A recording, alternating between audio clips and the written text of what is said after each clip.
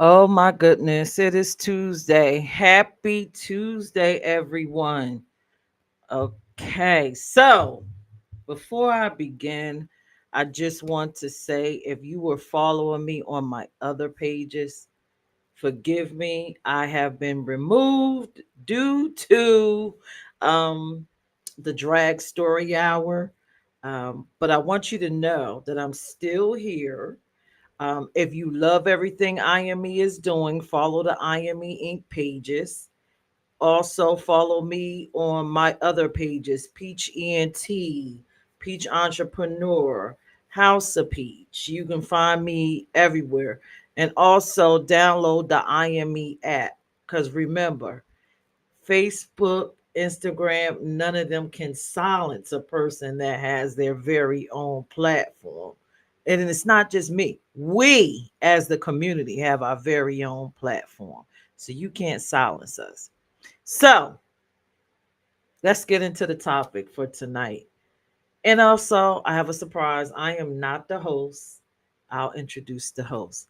So I'm excited because I just had a commitment ceremony with Smack on Sunday. And this topic that the host chose just falls right into what happened on Sunday and how we can make better connections with people. So we hope we can help you with that tonight. So the topic is, why is it so hard to let go of toxic situationships within the queer community? So again, I am not the host. I'm going to bring the host up.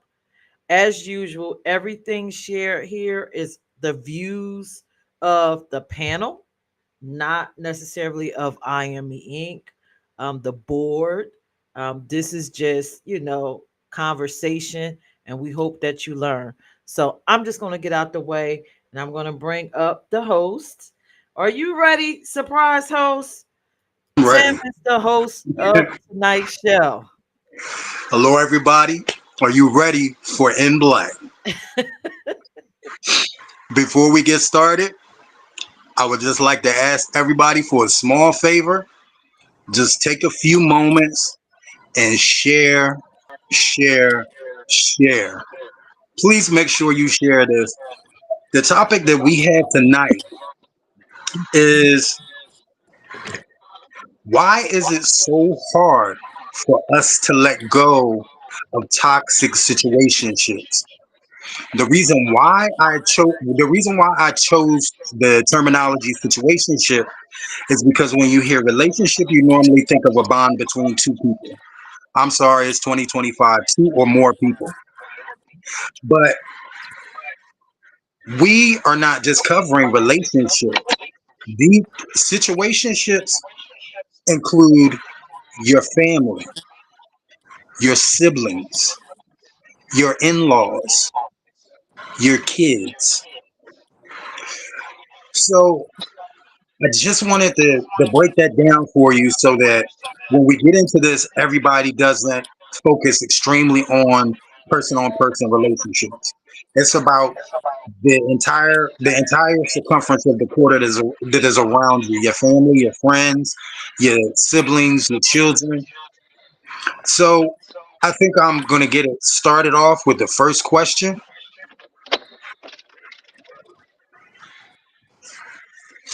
And the first question is, do you recognize the forms of abuse that aren't physical? And if you do recognize these forms of abuse, what are they? I think I'm going to start this off with Donna. Good evening, everyone. Good evening. So, Tim, can you repeat that one more again for me? Because Do you recognize the forms of toxic abuse that aren't physical? And if you do recognize them, what are they? Or what are okay. yours particularly? Okay, but it doesn't have to be abusive. Okay, it could be it could be manipulation. That's a form of, to me, is a form of abuse. Um, Talking down, like being nasty in the form of communicating to a person, I think that can also be abuse. Um, Without being physical. And it could be people out in the street also that but when you come to situationships, like you said, um I can only speak on relationships because I can't really speak on like like my daughter and family like that. I can only speak on relationships that I've been in. But I've been yeah, it's been quite a some of my relationships has been quite a people down in me for what I have and what I have. Like I'm better off than them. That type of abuse, coming to me talking about I think I'm better than them 'cause what I have, and talking down to me, making me feel bad, being nasty. And not knowing where I came from in the beginning, I had struggles and I had hard times too. Just because where I'm at now don't mean I was always like that. So, it could, like I said, my like toxic abuse without. I've had physical relationships too, but I think it's more like people talking down to you, um, hurting your feelings. It's just a lot when it comes to people. When it comes to feelings, they don't know how to talk to people. They because I'm on that. I'm bad with that too because I can come out a little blunt and be very nasty when I feel frustrated or I'm upset or I had enough. But I mean, that's all I can think about as far as like non physical is more of the verbal abuse that I've encountered in my relationships or in my past. Okay. So you said basically manipulation and condescending behavior. Yes. Yeah. Okay. Okay, Don. Yes. All right. Let's see who we can mix it up with. I'm gonna go next. I'm gonna go to my boy Stan. Okay. The Stan the man. man. Uh, well, it's she covered a lot of it, but like I said, it could be mental. People trying to break your spirit. Um, they show you no support. Uh, they Wow. downplay and ignore your ideas, and then they really try to mess with your self esteem. You know, so those are all kind of signs of abuse, and that goes with not just personal relationships, but that goes even with business relationships with people. You know, and for whatever reason, people do that to you, but those are the kind of things that are very abusive. The main thing is when people try to break your spirit. And then there's also uh, people want control. But yeah, that's pretty much what it is. Breaking your spirit, not showing you support. They don't value your ideas.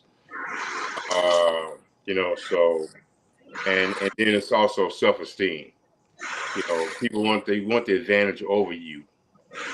If they can break your self-esteem and your spirit. So that's my answer. Wow. Stan, like it's really like amazing that you hit the head you hit the nail on the head of three of my most consistent toxic abuses. Yeah. So I really do relate to just about everything that you just said. Hmm. Thank you, Stan. Yeah. Yep. That comes with living for a long time. These gray hairs, they mean something, man. Oh, Stan, you ain't nothing but 24, 25, young boy. Ah, 24, 20, 25. 27 actually. Okay, we're gonna keep it moving. This is one of my favorite people. Let's see what Smack has to say. I didn't even hear the question. Hold on a second. I'll run it back for you.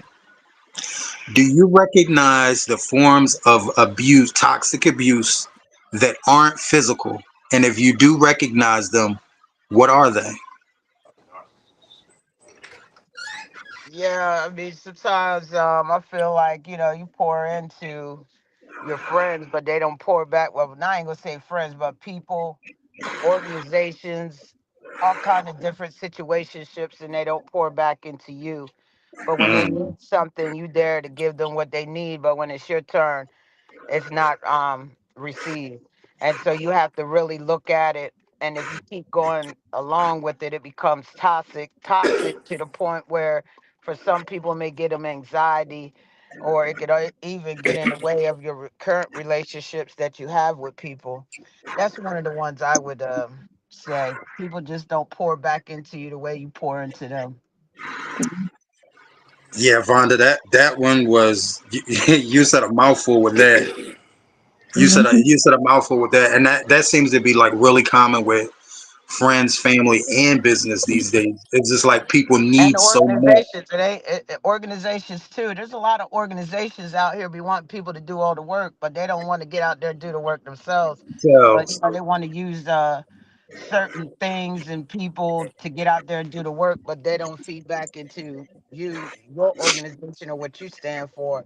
These are just some of the things that the conversations I've had with other people in my circle, other people who are out here really doing a lot of great work. They starting to pour into people, but people not pouring back into them.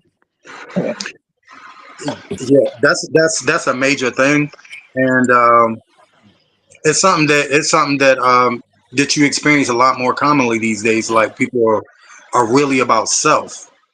You know, Yeah. it's about what they can get and what they can use you for before they get on to the next one. It's not really about business or making sure that you're successful so that you can be a lucrative business partner for years to come. It's about that moment and what they can get from you immediately. I definitely agree with you on that one. Okay. So BJ, Brenda, Brenda. is she here? Yes. Hello. Can you hear me? Yep, we can hear you. Okay. Okay. Yep, So we can hear you. Stan hit on You everything that need I was going to say. Oh wow. Okay. You know, I especially um I'm still going through people around me that I've had to cut my not family. I mean, just some of the inner circle now. The circle has become and it's made me question why I've hung around with these And people it for made more me than over question why I've hung around with these people 30 for more years. than over 30 years. What what was that? What was What's going on that? with the What was going on with the vibe? the sound? Is somebody listening to the show while watching it? Or like close to a radio or something? I'm sorry. Go ahead, BJ. Um, that was about it. Oh, okay. All right. So we're gonna move along to Mother Pierce, Peach McCoy. Okay, so toxic relationships, what do they look like when they're not physically touching you? I myself was in a toxic relationship. I think anytime you feel like you're slowly dying in the inside. Have But you ever felt that like excuse me, slowly dying? excuse me, Pierce. Can everyone mute their mics because someone has a fan on and it's coming through your microphone, and every other word of yours is being cut off, and I'm not hearing you clearly. I hear Okay. like a fan or something. Oh, Hot? Can you Can hear you it now? I don't hear it now. It Okay. was my fan. Okay. So, like I was saying, anything that makes you feel like you're dying slowly, anything that makes you not want to get up in the morning and start your day, and any situationship that you have, work relationships, relationships that's intimate, um, nonprofit work, just all of it, anything where you dread coming in contact with it, then you know that's a clear sign that you need to back up because you're in a situation that's not healthy for you. So that's what I'll say. And that's my answer. If you feel like you're dying inside or you have high anxiety, then you know that is not good for you. And that's a clear sign. Run. That's my answer. That was a good answer, Hmm. and I agree with you 100%. First, I want to bounce back to something that Smack said because Smack nailed it right on the head when Smack said people people need so much from you, but they refuse to pour back into you. Um, Man, I've experienced so much of that. It's like as an entertainer, I've sponsored so many people and made people's wardrobes for free and showed up to things that weren't really my event, but just to show to support to somebody that I was working with or that was a friend or had an aspiring business. And I would come and support these events, even if they were things that I really didn't dig or wasn't really into, just for the sake of sponsoring somebody that I had faith in or sponsoring somebody that I was doing business in. And people will not do those things for you. 31 years. I've got people that are still lying. I'm gonna be there the next show. Mind you, I'm not the type of person that reminds you of what I said. I'll invite you one time and then I'll observe. And every time I'm in your city or every time I'm in your state, I'm sending you this and I never see your face in the audience. And then in the past 7 years, I've had to deal with diabetes. I had to deal with COVID. Then I had 2.5 years of long COVID. People read the stuff on social media. They liked the stuff on social media. They said, get well. And they moved on with their life. Nobody checked on me. Nobody made sure I was okay. And these are two disease. The first two diseases are two terminal. Those are two diseases that can take you up out of here. Hmm. Nobody. But the same people who have not supported me in anything, health, business, friendship, get mad when you don't show up for them. These are people who don't show up for you at all, but have the gall and the audacity to get upset when you can't be there for them. It's amazing. And then I'm a very giving person and I'm a very kind person, especially with my other half. And I haven't been in a relationship where people didn't take that for granted. And that's dating, that's family. And for a long time, that was friends because they knew I would never say no. If you were my friend, I would always ride for you. I would go above and beyond if I loved you. And people took that used that to an advantage. And and there were people who fell in love with my hand instead of my heart. So yeah, all of that. I'm just gonna move on to the next question because this is not the Tim show. What is the most toxic situation that you've been in, and how did you get out of it? I want to start this one off with Pierce.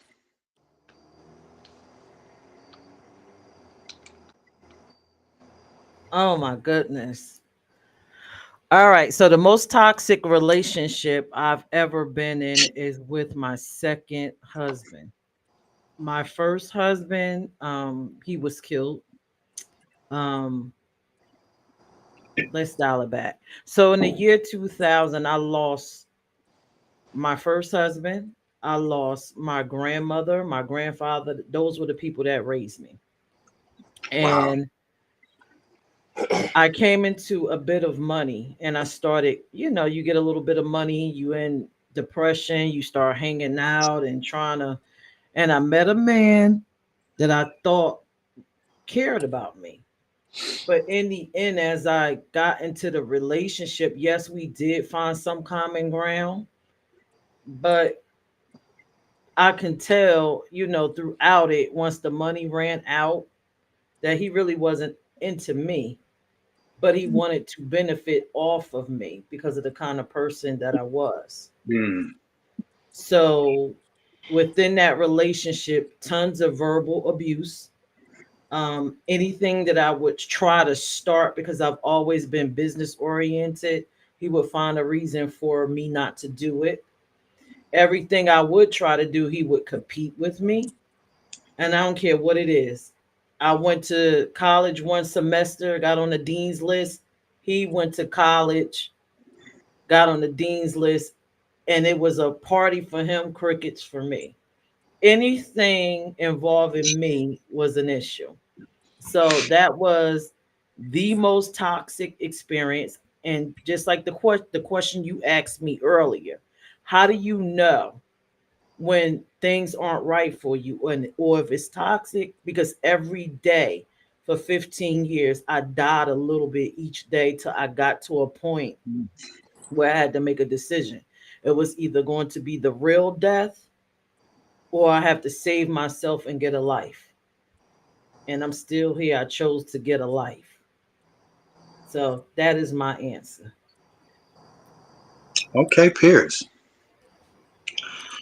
All right. Let's try BJ.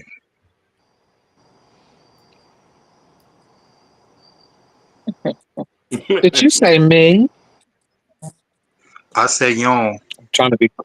I'm trying to be coy up here taking my medicine. Um, the most toxic relationship was not this one now, not the one before. So two relationships before this one. Um, his name was Elliot. I was with Elliot for like 6 years, maybe Hmm. six. Well, about 8 years. 8 years, I would say. And Elliot cheated on me. Men, women, he didn't care, and I stayed with this son of a bitch. Out of all my marriages, got Liz Taylor beat. If gay divorce would have been a thing, I'd be a rich bitch by now.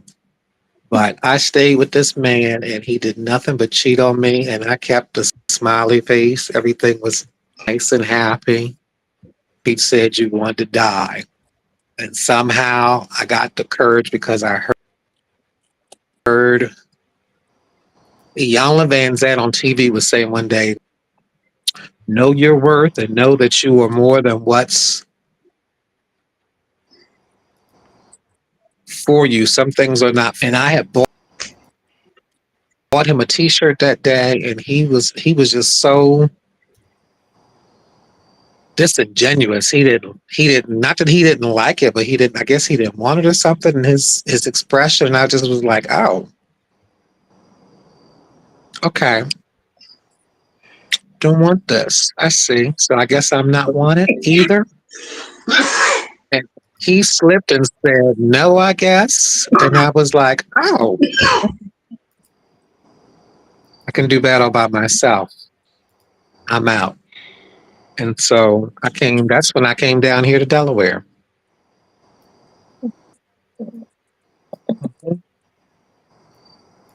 Wow. So that was mine. And the crazy thing about it is, I met him and didn't know he was anything like that. Mm-hmm. Wow. Yep. All right. Thank you, BJ. I think we are going to go to Donna. Yes. My one and only toxic relationship is I was with this girl. I met her on Facebook. Facebook. I wouldn't say friends, cause acquaintance. I don't say Facebook friends. I say Facebook because it is a friend is not just somebody you just have on your page. Um, so I met her through Facebook. She was living in South Carolina. Um, then after a while, I would go and drive down there to meet up with her and spend some time to get to know her. And I Mm, think I went back and forth like maybe 3 or 4 times. But she was in a house. She had a house, and she had two young girls as her daughters. But I was like, why can't I come to your house? But I know you had kids, so that. But then I was like going back and forth for a while. We was getting really close, and I'm like, why I can't go to your house? So I found out, that house was the house that she was with her ex boyfriend. Um, but she wasn't with him. He wasn't living there. He just gave her the house because of the kids. But then she wanted to leave South Carolina, and I went down to South Carolina, and she took whatever she could and her kids, and I brought them back to Maryland to live with her sister. Then she was like in my house here and there, wanted to live with me, but I was like, I'm not ready for that. But yeah, to make a long story short, um, she was very abusive. She went to my friend's house, got pissy drunk, um, acted a fool, came home. She started beating up on me. I put her in the tub because she defecated all on herself. I let her stay there in the tub overnight because you was not sleeping with me and you was not no. Wow. Then she sobered up, and then I told her, I said, I don't want to be bothered with you. I don't want to no. And then that's when she started putting her hands on me, and I had to call the cops. I was marked domestic violence, and I locked myself in they told me to lock myself in the my room until they arrived, and then she had to leave. But yeah, that was like the only time I ever had any kind of like a toxic relationship in my in any relationship I ever had. That was the worst. And then later on she tried to get back with me again, and I was like, no, I'm not doing that. So yeah, that was about the only one that I ever dealt with. Yeah, she was schizophrenic, bipolar. I don't know what she was, but she had issues. that was a lot. Yeah, it went deeper, but I'm not going to put so much out. But I'm telling Right. you, it was a lot more that I could put out, but I don't feel like putting it out. But yeah, I went through that with her. So, I mean, how did you get out of it? One day you just got Um, mad, and my that was just it. therapist, talking to my therapist, therapist telling me I gotta stop all communication. I gotta distance myself. I can't, cause I'm a very loving person, and I give people chances. But I knew that wasn't one that I was going to try to give a chance to. But I just distanced myself, stop all communication, and just let time go by, and wasn't going to be bothered with her. All right, That's it. because you ain't had time to be bothered. You weren't gonna be bothered with her. Nah, now when cops come to my peaceful neighborhood and I gotta deal with that, nah, No, it's too much. yeah, very much too much. All right, No, Donna. okay, Um, smack. making it smack. Don't hold back. Can you can you come back to me? Getting Give me. I together. need like a couple Okay. minutes. No, I don't need All to right. get it together. I'm at the getting something to eat. I haven't eaten all day. Okay, we'll come around. We'll come back around. Mr. Stan, you ready, Stan? Okay. Well, actually, I was gonna pass on this one, um, Ooh. only because it was, and right now this was like a year and a half ago, All right, sorry. and from what I Thank you. understand, it's still being, like, uh, things are being said, but it was a point that I had a, you know how I always elaborate that relationships are supposed to be enjoyed and things like that, Yeah. and it got to a point that I had enough, and I was trying to build a business, I was trying to do things, and I was trying to, and when you're not on the same page, and you give people opportunities to, they got opportunities to get in some movies, they got opportunities to do things that I really did, the ego started taking over. So one of the things that I learned is I'm not going to deal with people whose egos are bigger than their brain, and I learned that. But I'm not going to elaborate because they still watch things I'm doing. But it went to a Facebook Live, Mm. Mm. and it was the stupidest shit and went live, and then I had to get the police to come, and the police showed up, and then the way I got out of it is when they sat back and they attacked the police. Mm. Yeah, Mm. and so, and it was all. I mean, they were doing the live when the cops was trying to talk, and they, hey, and but what happened was it was just that one day I decided I'm going to cut this shit off, and she didn't believe it, and realized, with all the shit that I've done, and realized he's getting ready to cut me off. And you know how people can think, okay, if this ends, I can still do this. But when reality hit, and the day I did it,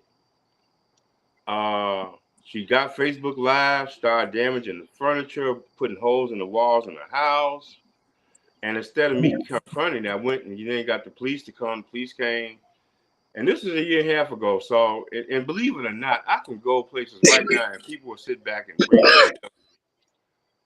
you know, because it was really, and I'm kind of pretty much a high profile person, so that it went everywhere. But um, the video showed it all, and so with her being on the house and stuff, you can't really put people out. You have to go and do evictions and shit. But when she assaulted the police, that was the end of it, and I was so glad. And so when they called me from jail and everything, I just put it like that. I said, look, the state, they want to put you away for 5 years, and so the deal we're gonna do is I won't press those charges on you, but the agreement is you're gonna have to stay the hell away from me and nowhere around my house ever. And I was always smart to not put nobody's name on anything, um, just because a person will sit back and they will take you down because they ain't got shit to lose. And um, and just I know people watching this, so somebody's gonna say that Stan was, I know this is gonna happen. But the thing is, uh, through the agreement that she made to stay out of jail, she can't respond to things because one thing she can, if she one thing she say, I can just go right to the state and they will get her. But They'll she lock her left the back up. state, but um, it was just one of those things, and in the beginning, it was one of the best relationships you could have. But Mm. then ego, and ego is a big thing. And when you're dealing with somebody that never had much, and then they get involved with some things and they start seeing things. At that time I was doing the Love and Hip Hop Atlanta stuff, and um, to me that was never no big deal to me. I had big aspirations than reality TV stuff, Mhm. but and that's a whole nother story in itself on that whole shit. But um, once I was cutting that off, um, then I saw, in matter of fact, the way it was done, she was in the bathroom and she was going out with a friend of hers, and hey, you can't use the car no more, you can't use this no more, and she felt entitled and just started going live, you know, and then what you were doing is entertaining somebody else. And that's all that was for. That was a show for somebody else to say, look how he's treating me. I'm being abused, you know. And the police showed up and I left, and when they came, and then when the police was telling her, hey, you gotta leave, then she assaulted the police, and that was the end of that. And so I had her fate in my hands. So I had the state telling me, hey, look, we want to put her away. She's crying, begging me. And my whole thing was just stay away from me. We'll sign an agreement and we'll do it by the state.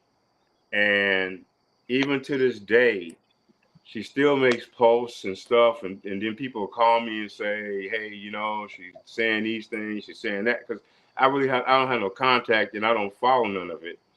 But even though I imagine in other relationships and stuff, um, it's something that still is bitter with them. So it's and one thing about relationships with people that I learned is if you break up with somebody and y'all break up, you know, and you both agree to break up, but people are not happy with a breakup unless they leave you damaged. And you know, and if they don't leave you damaged, no matter what they doing, she could get $1 million today and be living on top of the world, but she'll never be happy because I did not leave him damaged. And that's the only way she's gonna have closure is to say I damaged this motherfucker. And that's why people really stay in these relationships. They stay in it because they can't leave without damage. And so whatever's going on, whatever, you know, stuff that they succeed at, her happiness is not there because I did not leave staying damaged. And I can't get this out of my head. I want to see suffering. And then I can put closure to it. So the way I got out of it was I was prepared for what was going to happen. It was worse than what I expected, but you know the way I think, I always want the best, but I always expect the worst. And that's how I deal with all my situations because I'm very optimistic, but and you can never say you know somebody. And people will say, "Oh, she would never do this." See, that's crap because you don't know. People sleep with somebody for 20 years and you only know what people show you. You could be with somebody for 20 years and you only know what they're showing you. You could be married 20 years. You Mm. don't know everything about that person. You only know what they let you see. So Right. when people tell me, "Oh, he ain't that kind of person," you don't know. You know, I don't put nothing past nobody. But that's how I got out of it. I just had enough. I was I was losing. I wasn't taking care of certain things I should be doing, and I wasn't taking care of myself. And then, like I said, when you start getting ready to come to your house, and you gotta take a fucking deep breath before you walk in that damn door and say, "I've been dealing with shit all day. And now I got to Now deal with one this. motherfucker else I gotta deal with." That was so. That's that. All right, Mr. Stan. That was I definitely could relate to everything you said. You were saying. Yeah. I've actually had problems with stalkers. Okay. Um, so I definitely understand what you're saying, Stan. Yeah. So by me saying what I'm saying, there's gonna be somebody out there that know her and gonna say, "Girl, he was talking about you." So, Okay. Always, but and always. I could go on more, but you know, and it's a video that's circulating out there. It was even on YouTube. Hmm. Damn. Yeah, it was on YouTube, and so I was going places here in Atlanta, and then people bring that shit up that I don't even know. They see me and shit, and they talk about like, "How you doing? I saw that live y'all were." real for real. Like wow. So, Well, but Stan, I gotta ask you a question. Just one uh, short question before I move on to the next person. go ahead. What did you do to her to make her act like that, Stan? Um, I exposed her to a lot of things, and it's like okay, we started out with she was doing makeup, so then she was doing makeup for a lot of these movies we were doing, and what I did was I got our product in movies. Remember I told you like a lot of those movies on Tubi. Yeah. We did Mm-hmm. makeup for a lot of the movies, like maybe 60-70% of those movies. And Oh so she wow. started doing the makeup, and so then people, so she said, "Hey Stan, you think I can start getting in some of these movies?" And so it started with that, Mm. and then you start like become, oh god, I mean, she's a performer. A matter of fact, I had her open up for Trina in Memphis. I got her that. Mm. And so she got a lot of notoriety. And I know I'm going to hear a lot of shit from this, but Oh. um, yeah, I got her to open up for Trina, and the ego shit started. And my thing was, you know Mm. what? When you everything that is written about you and everything I put in a press release about you, it ain't true. It's just hype.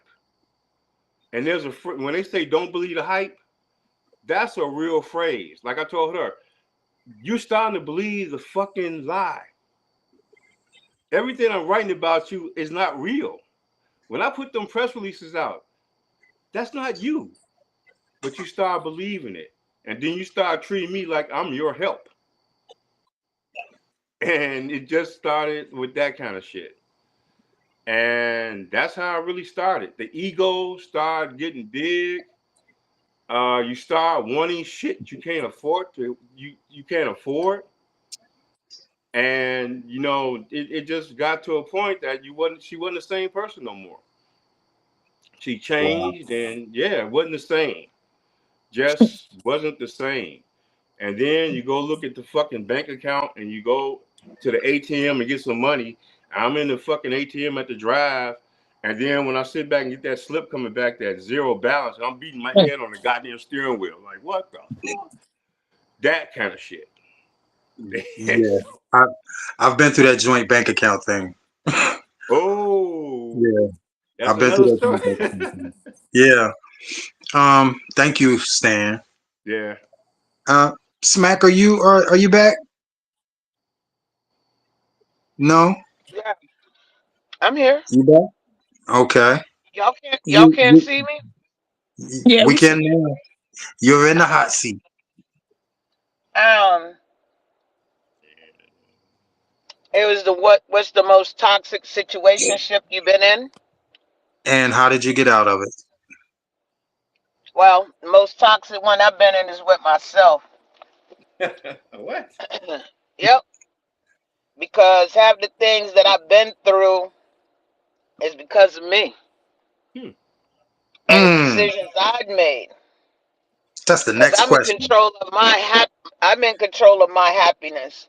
So half of the different situationships that I had before, moving to Delaware, because I was in some bad stuff when my second relationship was toxic. But I noticed that as I continue to move on throughout life, the most toxic one was me and with myself, because I continue to let stuff continue to happen in different situationships. Okay. Wow. So Yeah. once I started to love myself more, all that toxicity stopped because I'm in control. I'm not going to keep letting stuff go on because of love. If I'm not being treated the way that I want or loved the way that I want, you got to go. So that's what it That's is. that's it, and that's all.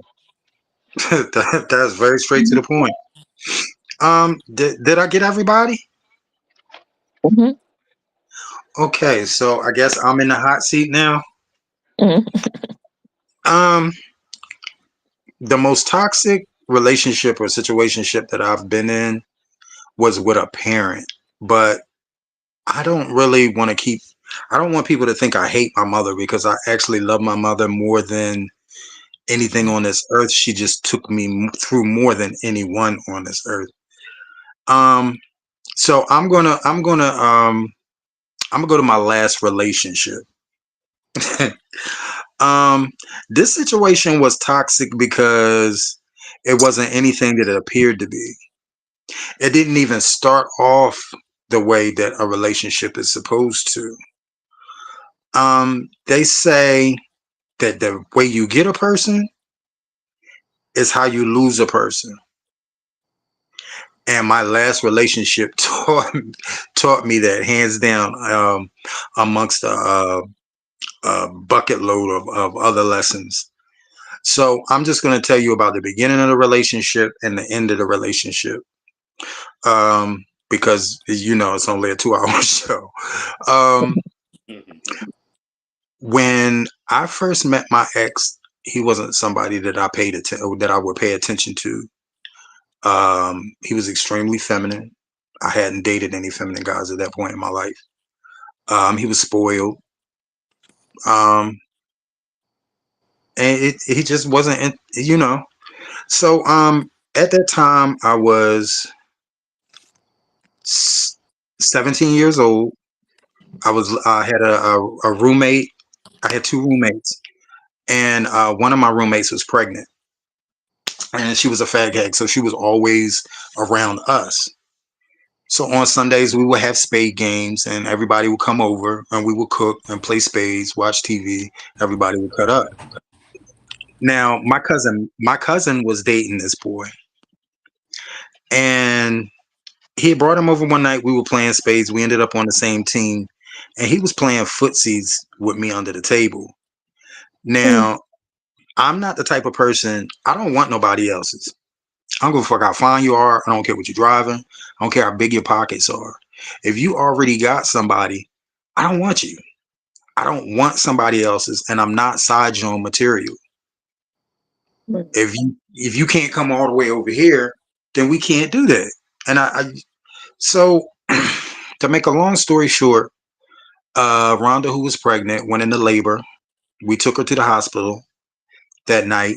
They kept her overnight.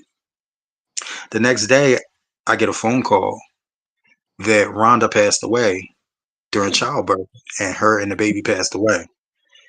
Now, Mm. as a grown man, I handled death a lot better than I did as a teenager because I stopped eating, I stopped taking baths, I stopped going to work. Do you know that this boy started showing up at my door every day, and he would cook for me? Then he eventually got me taking showers again. And then he started driving me to work and sitting in the parking lot and making sure that I was going to work. And he just moved in and never moved the fuck out. And that's how my last relationship started. I didn't even really get a vote in that shit. It was Mm. just like he was there when I needed him. He moved in, and then he just became a part of everybody's lives. And because it was really, really good in the beginning, we all just went with it. Okay, so at this time I was 235 pounds. I'm 209 pounds now. He was 150 pounds. I told him I will never put my hands on you because he had been in multiple abusive relationships. Now, everybody around us envied our relationship because of the way that I treated him and the dynamics that we had. And I constantly kept warning him, most of the people around us do not want to see us happy. If you want to hold on to your relationship, do not let people who don't want to see you happy know what's going on in your relationship. Mm. The first 2 years were all good. Now, mind you, I paid a majority of the bills. He pitched in wherever he want. The rest was his spending money. That's how I treated this man. Okay, so we move right along. I slipped up and I was in, I was I messed up. I cheated. I didn't have sex with somebody, but I let somebody give me um, oral sex when we were going through some rough things. So then he cheated with somebody. So then I cheated with somebody.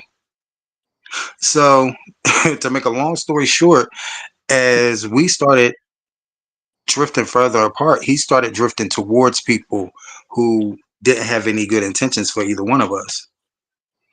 So we're gonna fast forward to the end of the relationship. Well,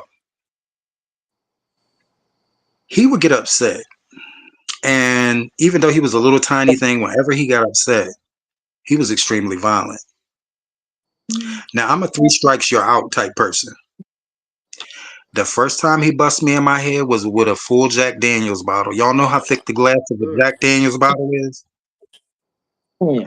The second time he bust me in my head, he hit me with one of them old fashioned rotary phones that used to sit up on the two prongs. It had a Mm. marble base. He busted me in my motherfucking head with it.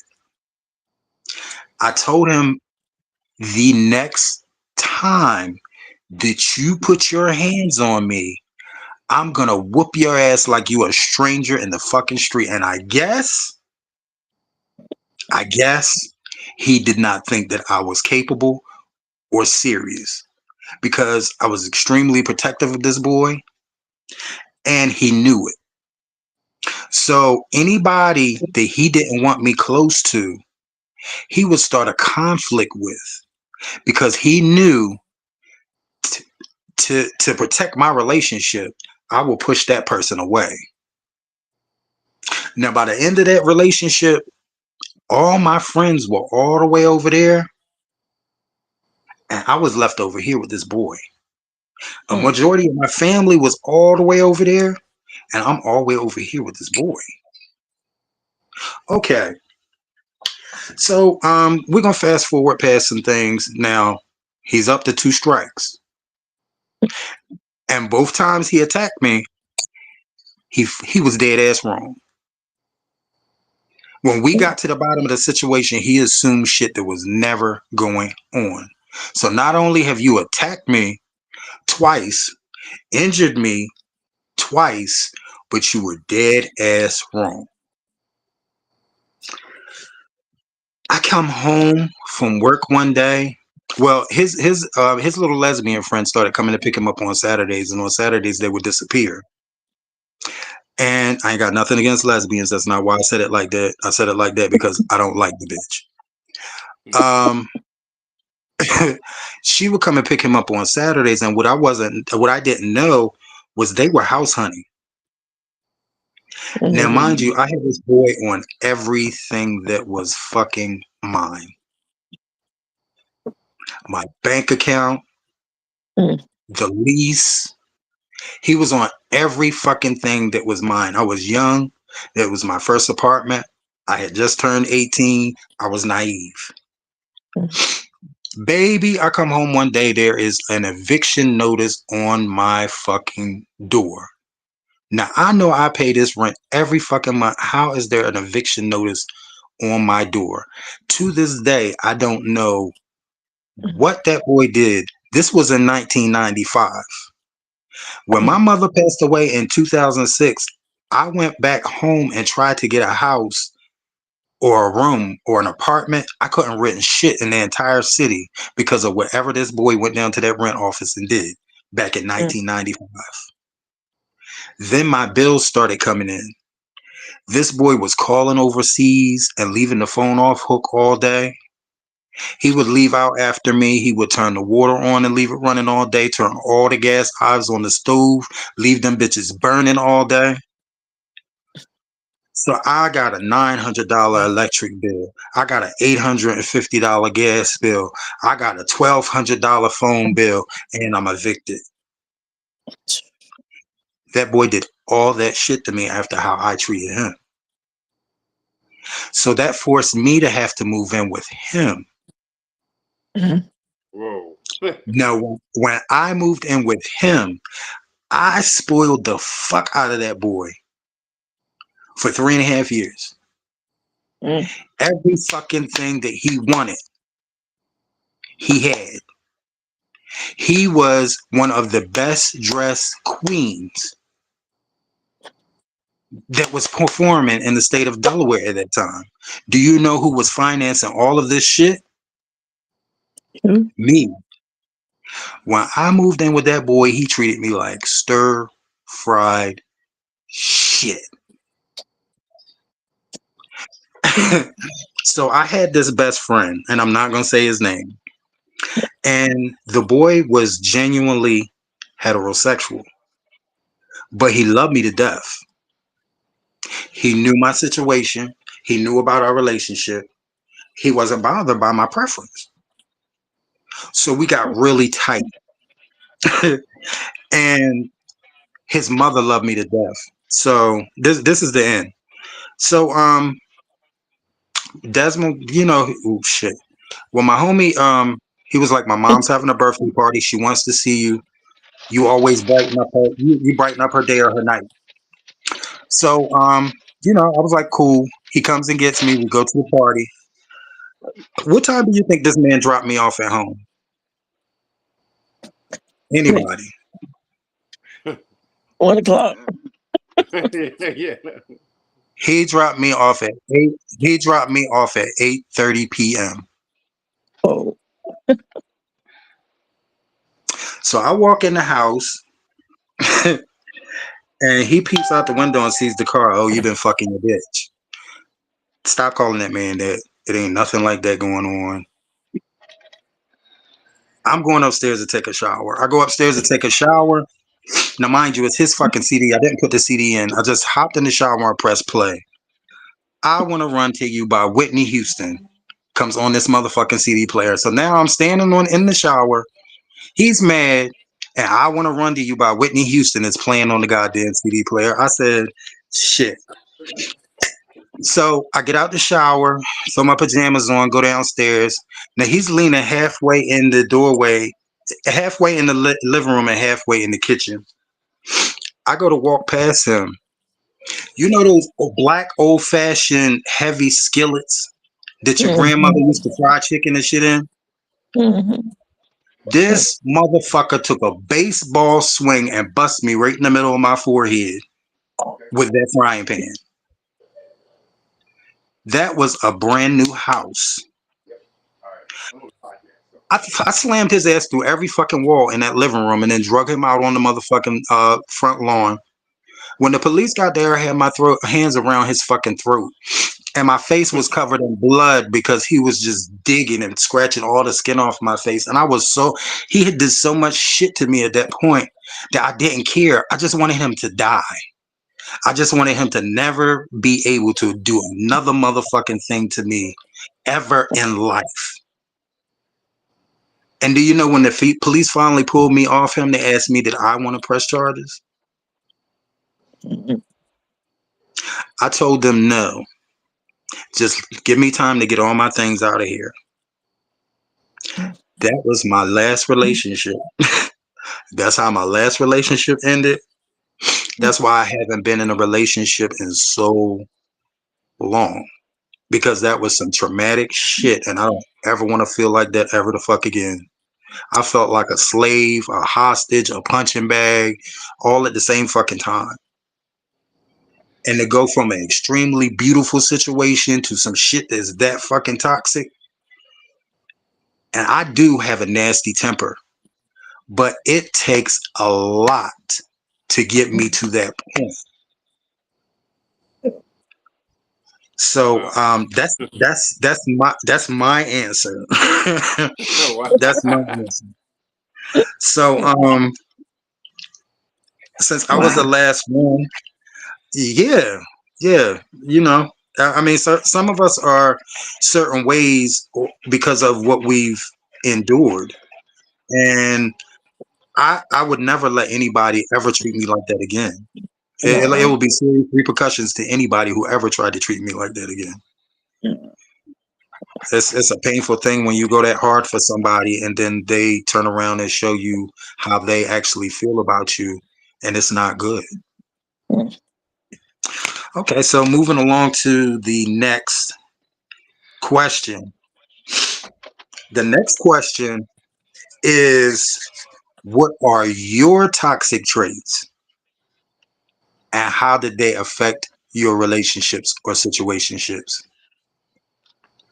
And we're gonna start off with Smack. Well, one of my toxic traits is I'm very protective, overprotective. When I'm in a relationship, I just like to know where you are, make sure you're okay. Um, I think that's one of my. And then I ask a lot of questions, sometimes too many. But that's just me being nosy. But I notice in relationships that's not always good.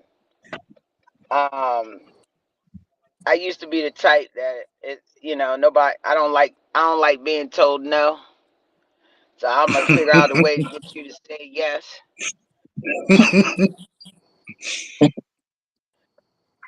Okay, Vonda. um, let's go to Stan. But I think the Oh, I'm sorry. You're good. You still on? Go ahead, Vonda. Go ahead, Vonda. She's not there. She's not there. Okay. It sounded like she was still talking for a minute. Yeah. All right. All right. The dynamic duo in wow, the y'all sound back. like Mickey Mouse and everybody. What happened? Hey y'all, Okay. what Hey. was the question again? What's going on? The question was, what are your toxic traits, and Hold have on. they affected any of your situationships? Yeah. So I have like, okay, I got two different personalities. We're going to start there. And one of my personalities got like a list of toxic traits. But the new personality that I got is slowly cutting some of them toxic traits out. But whether you acknowledge or don't acknowledge your toxic traits, I mean, I feel like everybody has a little bit of it in them. But it's just about the situations that you put yourself in at hand to determine that toxic trait coming out or not, because we're all capable of doing and not doing, but our minds don't always say that. So the question is, what are your toxic traits? Oh, I don't want to say those. Let's just say, like, you know, one thing. Well, I heard you saying something about like not cutting off your I can't hear y'all at access. all, so I'll catch up with y'all a little later. Okay. So one of them toxic traits is like cutting off your old strings or old flings. That's one of my toxic traits. And probably my personality is a flirty personality, but I don't always mean to be flirty. Okay. Dre. I'm a perfectionist. Um, that's my biggest toxic trait. I am a perfectionist, and when things don't go the way it's supposed to go, which is the way that I have deemed it to go, we have a problem. Because my way is usually right. I've prayed about it.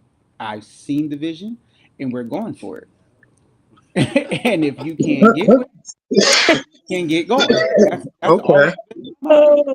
But So, but but but can I be real though? mhm, 90% of the stuff that I say is going to happen happens the exact way I say it's going to happen. My okay. intuition is my intuition is fire, but my vision is greater. And so I can see things the way that they're supposed to go. Like I don't go into relationships without knowing which way it's going to go. So have they ever affected a situationship or a relationship? Mm-hmm. Most times they have because most people that I've dealt with are not perfectionist people and they don't operate in the spirit of excellency. They just believe I'm going to wake up and whatever happens today happens. That ain't how I flow. And so I'm not one of those, let's just see what happens type people. And so most times it ended with somebody being single that now realizes they lost a great thing and they can't get it back. Hmm. And I don't Okay. spend blocks. You said you don't what? And I don't spend blocks. Okay, once it's done, it's done. Okay. I think before the dynamic duo popped up, I think we were about to go to Stan. Mm.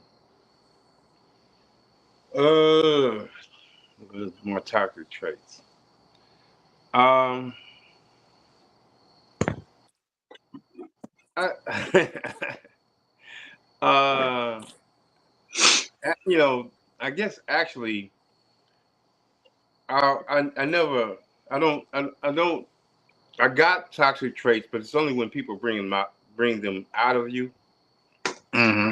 and because I'm one of those people that uh, I don't dive into trying to control somebody, or you know, you just the thing I learned is when uh, dealing with relationships, I hate being asked where I've been. I hate being asked certain things. Um, and this is and I just but then once you start that with me, now my toxic traits is going to come out, and then I'm going to start doing the same things to you. Um, I mean it's I mean at this point right now in my life, it's just certain things I don't, like any relationship I'm in now. It's um out it's just it's an enjoyable relationship. I don't, you know like I'm seeing somebody now, and this is somebody I had seen years ago, but um and the reason that we broke up, because I mean I'm talking like 10 years ago, um is because at that point, I was just out there, and they were, but I mean anyway, but now uh I've learned a lot of things, and so I'm a lot more, a lot more mature with things, and so um I'm getting everything out of it that I want, but it's nothing toxic with it because we're not playing mental games with each other. So we're not doing the games and all these things that go on in relationships. And so um, right now, I don't have any toxic traits because I mean, it's everything I want it to be. And even then, uh, just for them to put up with some of the, narcissist, I was really a narcissist, to be honest with you. And I admit that back then. And I overcame a lot of those traits. And that's when I realized that you can't control another human being. I was very manipulative with things. It always had to be my way. Go back to something like what Smack was saying. Everything that when, like Smack said, she took responsibility for all the toxic shit she was doing because she brought it on herself. She took response. So I was the same way. So Uh, and after a while, and all the shit that goes on in your life, I just decided uh, that the stuff I wanted, but anyway, just right now I have no toxic traits because I'm not dealing with anybody that brings those traits out of me because we're not dealing with the love and the mind game. So we're not into all that shit and who's gonna be jealous and making somebody jealous and all that kind of stuff. I'm not in that now. But um, but my toxic trait was, yeah, I was a narcissist. I wanted to control. I was manipulative. Um, I was never gonna get. Nobody's ever gonna get a one up on me. You know, I was an asshole. I tried to break, because in order to control people, you got to break them down. You have to have the control. They had to come to you for everything, you know. And I went through that, and so um, I gave you all my toxic traits. So I Indeed, was you a did. motherfucker, man. And like one time, one of the girls was talking to my mother, like, I don't like the way Stan is, and my mother's like, hey, look, I tell anybody come to me, he ain't no day at the beach, you know. And I used to tell my mother, why do you tell people that? She said, she said, well, even when you don't bring, she said, then don't bring them around me, because I'm giving the truth. And as soon as I meet them, I'm gonna say, number one, you ain't seen all his colors. Number two, he ain't no day at the beach. And as soon as they sit back and say, Miss Lucas, your son is so great.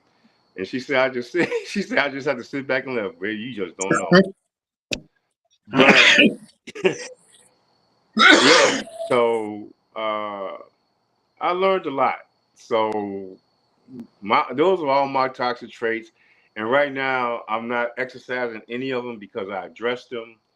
And so right now, I'm just, and like I say, I'm not in no games and mental shit and jealousy shit and all that. Right now, I'm just enjoying what I'm doing.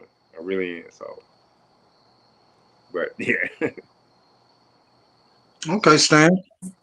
I think it takes a big person to really be able to acknowledge their traits. That's one of the reasons why I threw it in, because most of the questions are about our experiences or things that were done to us. It's not, our questioning is never done from the direction of what did we do.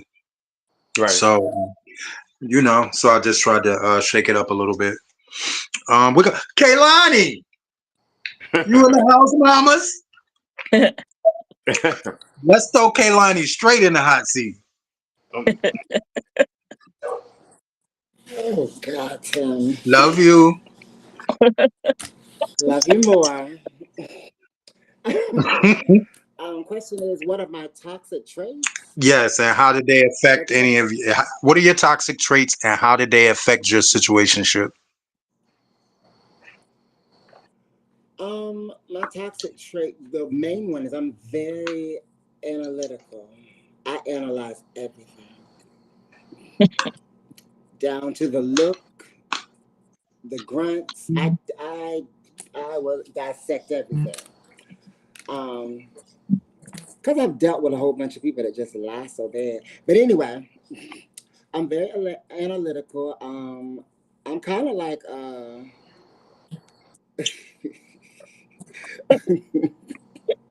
Oh, Let it it's gonna be good. She laughing too much. yeah. He said he was a big flirt. Who said they was a big flirt? I'm a big flirt and don't even know it sometimes because I'm just genuinely nice to people, Hmm. and they kind of take it to a different level. So that's one thing that's probably toxic. Because if I know it gets on your nerves, I'll do it all the time. I will. I'll do it. So you can't be around me thinking, not being confident and all that, because I'm going to do it if I know it makes you mad. Um, I'm very argumentative. hmm I used to fight a lot. I used to be very physical.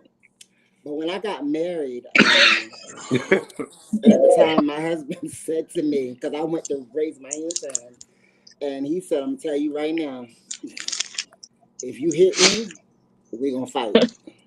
And I knew from the way he said He that, was serious. I probably wasn't gonna win. So, So I was just like, maybe I should just kind of calm down. But that was in my younger years. So I don't do too much of that now because I'm just in a place where Stan said something like the first episode I was on, he said something that has resonated with me every day. And he said this phrase that says, relationships should be enjoyed. And so every time I'm dealing with an individual, whether it's friendship, relationship, business, I'm supposed to enjoy this. And whenever it becomes a burden, not saying that we won't have like things that we got to work through Right. and all that, but when it becomes a burden and a whole lot of work for me to get to the fun part, I probably shouldn't be Yep. doing this with you. So yeah, those are my toxic traits.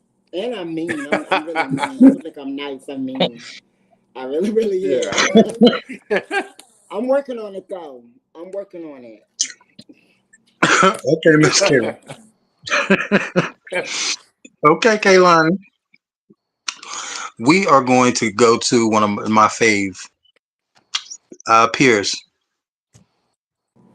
Hold up, I wasn't one of your faves. You're the fave. You're the fave of all faves. Oh, okay. But I love Pierce too. Hey, Pierce. Oh God, do I gotta really tell my toxic traits? Y'all probably won't even believe them if I told you. I'm taking notes. I am. I'm a very confrontational person. Well, Yes. hmm. If Vonda was on here, she'll tell you that I'm confrontational. And I think she balances me out because when she sees that part coming, she'll become that middle barrier that'll do the confronting. Because when I go to get confrontational, and I don't care who you are, what size you are, I'm in your face. Like I'm like this with you. Wow. And it may lead somewhere else. And I'm like that. I have been like that with friends. I've been like that with family. I did it, my grandfather, I told you I was raised by him. He was a habitual cheater. And I call myself getting confrontational with a 6'3" man. And I'm only 5'6". I'm confrontational. Okay. Vonda, am I confrontational? Can I get confrontational? You are not confrontational all the time, But but you can get confrontational, and it's not nice for the person who's on the other end. I feel sorry for them. I try to protect that side. another toxic trait about me, um, Talent. sometimes it may come off that I'm arrogant, but I'm not. I'm just very matter of fact. I'm not going to play with you. I'm not here to play with you. It's either we're going to have a great relationship and you're going to have good energy, or I'm going to be all up in your grill and you're going to want to get the hell up away from me because I'm not playing with you like Bang, bang. that. Wait. Another toxic trait that I have, and this trait has gotten me pistol whipped. So almost death. My mind leaves relationships before my body does. I will be with you, and once my mind checks out, I'm out. And I'm in preparation. And you still sitting there believing we got this great relationship, and I'm doing my thing. And I'm like looking at you, and you're like, well, how could you do this, this, that, and the third? How did you meet somebody else? How did you get another place? How did you get your money right? Why did you do this? Well, motherfucker, I wasn't with you. I wasn't with you maybe a whole 6 months ago. I told you, but you didn't listen because you thought little mini me wasn't serious. But that's how I am. So, and it got me pistol whipped. It's fine, but that's one of my toxic traits. I don't know, Vonda, what other toxic trait do I get? Oh, another one is if you piss me all the way off, and it's through this social media, I'm coming for your ass. If I got to get on your social media, your inbox, Vonda, remember about your birthday and you got mad at me? Yeah, yeah, I did. I felt like Oh, I was one at your thing. friends Yeah, in the and inboxes. I really don't think that's a toxic trait because that's not something you do all the time. That is a toxic trait. That's called anger to the extreme. Like Yeah, I just I'm didn't either think you know. extremely nice or I'm extremely mad. Yeah, they don't want to see that The side. middle doesn't, I can't figure, like Vonda has a middle. She can be in the middle. I don't know how to be in the middle. It's either I'm going to be nice and we're going to be cordial, or I'm just going to tear everything the fuck up. It's just going to be tore up, and everybody going to be mad, and the chips going to fall wherever they fall. And I'm good, and I'm going to walk away and say, fuck them. I don't, they don't exist to me no more. I don't give a shit. Bye. But that's my toxic traits. And I know y'all don't believe these things because I'm an angel. I can't hear nobody. You're very But convincing. I Yes, believe I I believe it. believe you. I believe you. I'm shocked, but I believe it. It's that summer baby thing. I could see it. When she was talking about it, I could see it. It was coming out. Okay, Pierce, you once again you definitely gave us our money's worth on that answer. it. You definitely gave us our money worth on that answer. Who's left? And I don't even need So change. we got Mr. BJ and Donna left. Yes. I think I'm gonna go with Donna. Yes, sir. Um, my toxic trait. I'm an angel. Let me stop. Let me stop. Well, one of my bad toxic traits back in the days, I used to sabotage relationships that I was in because I was always scared to be in a relationship, and I would make my way to be with somebody, but I would sabotage the relationship and probably end up leaving them in the dust. That was back then. But the only thing that I can say now, I'm very sarcastic. My mouth is lethal, very bad, very bad, and I'm very rude when I don't get my way. I'm a spoiled brat. But mostly, yeah, just like my mouth is lethal. But I blame that on being a New Yorker, 'cause you had to be like that living out there. That's a But yeah, cancer trait. You're a cancer, and we have those traits. and confrontation, very confrontation, very confrontational.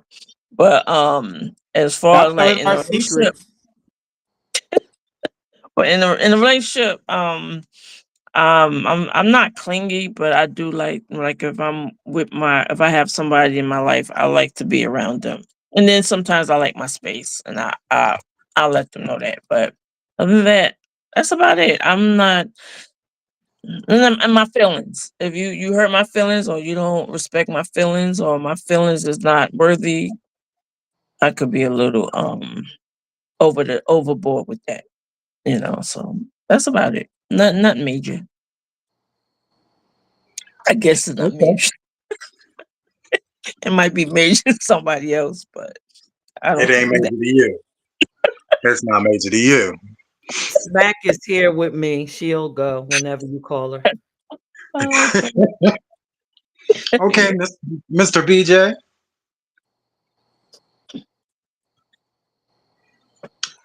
Do you prefer Brenda or So BJ?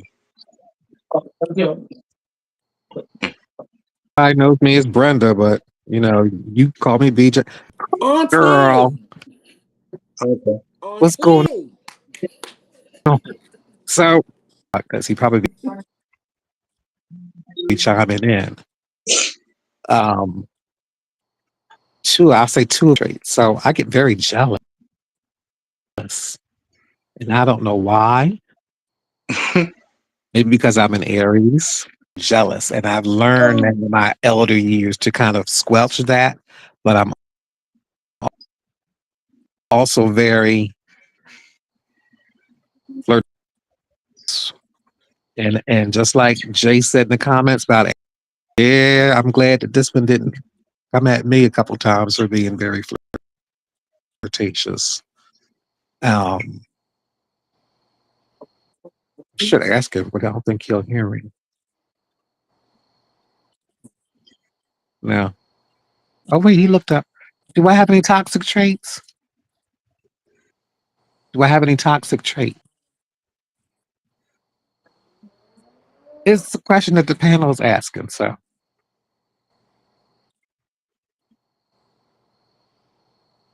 you, yeah, and you gotta speak up so they can hear you.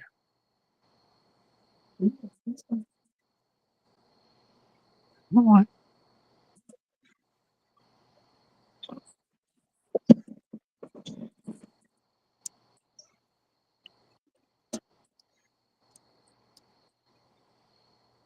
Okay, you know what? We'll come back to that because he's thinking now. Yeah. Okay. All right. So I guess we're gonna move on to to the next question. You Um. forgot smack. Oh, I thought I started with Smack. I'm sorry, Vonda. Smack is in the hot seat.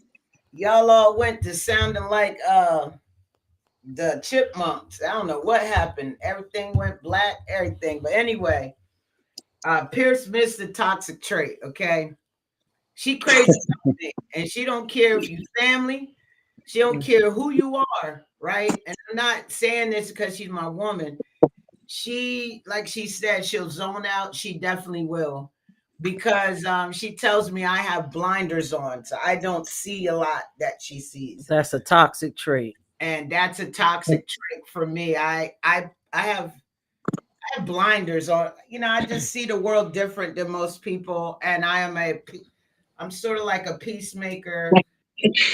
But when you start hearing, you know, things, you kind of, have to. I just learned how to remove the blinders on some things. But one of my toxic traits is I'm very and I don't know if she sees it as toxic, but I'm very protective. I don't even like people talking. If I don't know you, I'm gonna be all up in it. See what you're talking to her about if you've been talking too long. You know, I'm all about that energy. If I don't know you, and I know most people in her circle, so I'm very protective. I ask her a lot of questions. I want to make sure she's like, you're on your way home, and she's not used to that, but that's my toxic trait, is wanting to know where she is. Um, but she lays me out about it. You're too blunt. Tell that. Oh yeah, I'm very blunt, and sometimes You hurt people I hurt feelings. people's feelings. That's just what she's been told. I'm just too What you blunt. do to the DJ, you be hurting people feelings. I didn't mean to do. Hold on, hold on. I gotta save myself here because you came to me, Queen. You know what I'm saying? My No, baby. you was by me. You saw my face, and I said, "I'm about to," Yeah, she and was you was about to. like, I didn't like. "Stop." I told her to stop, but I said I'll handle it. But at the same token, when my girl is upset and it's a special day for us, I was very blunt. I wasn't that, hey, how you doing? I wasn't that. So they got to see a side of me that a lot of people don't see. You understand what I'm saying? Like I think I was pushed to the limit because she wasn't happy on our special day and our special moment that was supposed to happen in like 20 minutes, and you know what I'm saying? And so that person saw a side of me that they never saw of me, which is the bluntness, the sternness, and I guess I did apologize Not because they really. did not. Nobody's ever seen that part. Tim, I think you may have because we've grown up together, but Mm-hmm. I don't know if anyone else has saw it. But it's Sunday. I was very blunt, and hey, it is what it is. But I did apologize. It was very interesting, but we understood. Oh, you were there when that I happened? was. I I didn't. Where was understand. she at? Everybody know that you got. We we we were aware. How were you aware? You were outside. Everybody was talking about it, We Vonda. were aware. Vonda, I heard about it It's and I was okay, in bed Val. It was sick. your day. What? I was in bed It sick was and your I heard day. about It's okay. it. Let's go on. I'm done. I don't believe that. Everybody knows it. I mean, we knew. It's okay. It's okay. About my bluntness. No, about you going off on a About that DJ. DJ. situation. Oh well, shoot. Yeah, somebody had to say something. Like Jay Somebody said, did. very aware. We're very aware. You can't hold time. Oh, she was crying. Oh, yeah. Jay's Jay's comments have been taking me out. Jay was there too. Jay was Jay seen it too. Jay saw it too.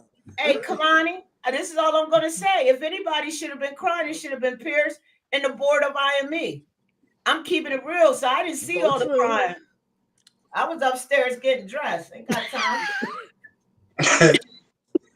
You taking me I out. was I in my think you own have little proven world. your point, Vonda. Toxic. Okay, so Smack was the last one for that round. Okay, so I guess I'm in the hot seat. Um, I have two toxic traits, and I think one is a positive, and I think one is a negative. Even though the positive can cause a negative result. Um, I was the only male in my household, so I was raised to handle and cater to females a certain way.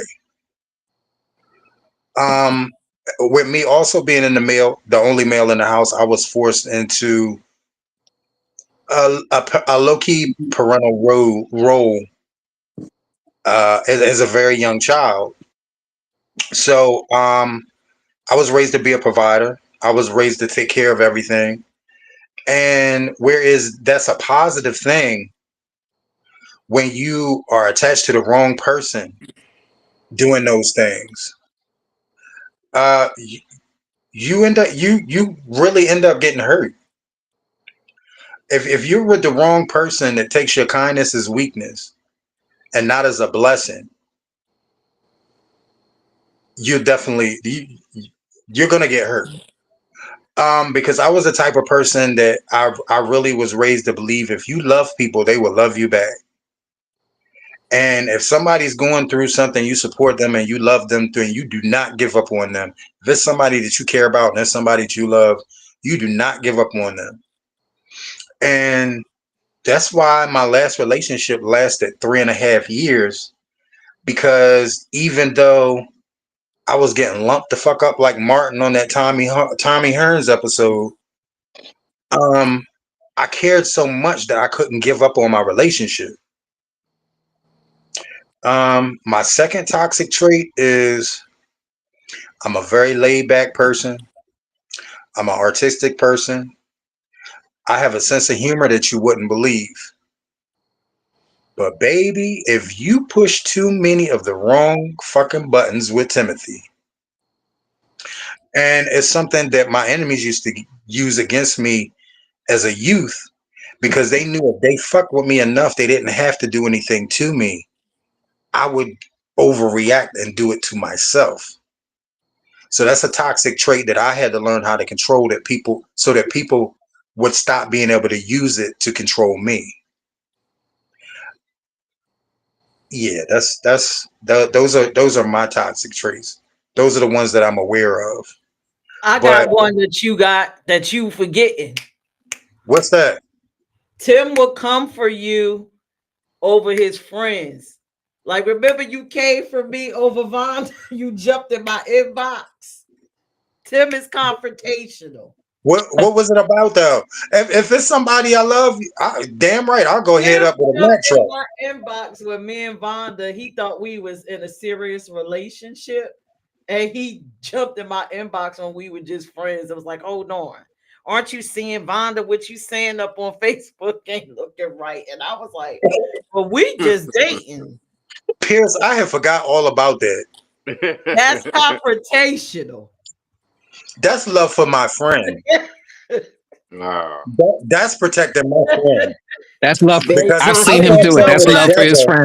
I that thought y'all But were made I've me seen him together. do it in that made Philly. me respect you and saw that you cared about Vonda when you did that, because I feel Yeah, like a lot of people don't. And I come yeah. Pierce, I have forgot all about that. Now that I know you, I apologize. But I ain't know you well, and that's my baby. That's that's been my baby forever. So I'm real protective of my friends and my family. So I'm sorry, not sorry. I would do it all again for Vonda.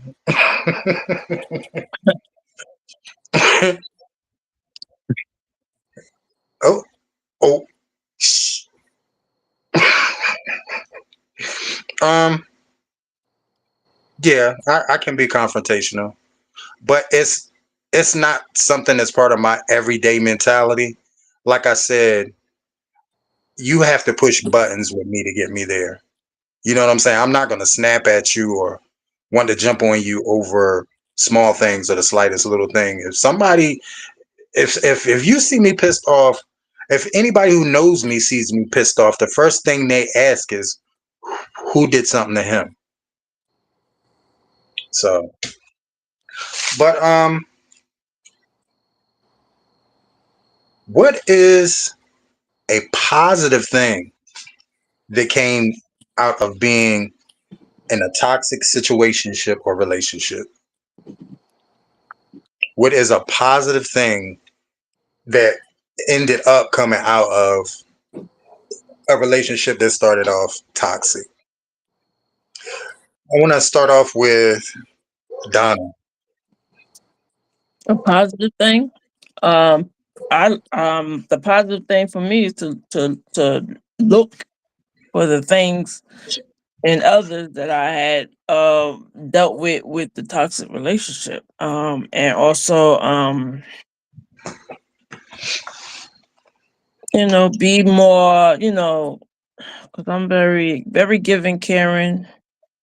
So I think it was more so to just look for the signs of that type of behavior that I dealt with in that one toxic relationship, and to not let nobody, just say anything to me because they want to, or get over on me.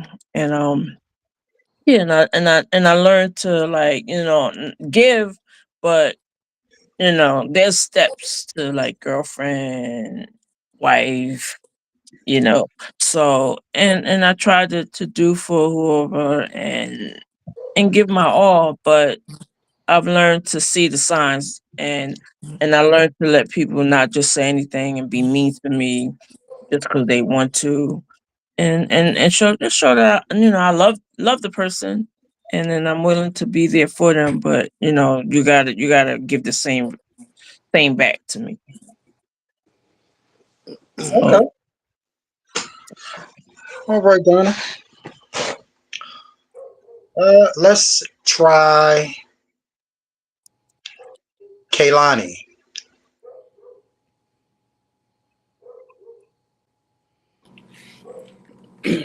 The question is what now? The question is, what positive thing came out of your toxic relationship or situationship? You said positive? Positive. I'm messing. Um, I Just think learned a about lot. after the pain. I learned a lot about me Mm-hmm. through that toxic relationship. Mm. And I had to go back and deal with the feelings of why I would stay so long, why I would deal with it for so long, and why I would contribute. Because a lot of times we talk about what they did and how they were so toxic, but we kind of fuel some of that stuff sometimes.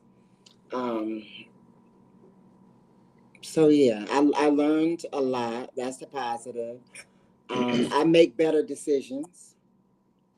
I usually can see things from the beginning now because I don't do no compromising. I think sometimes we kind of just Oh, that'll get better. Oh, that's just them. No, sometimes you just, some things are prerequisite to what life is going to be like with that individual.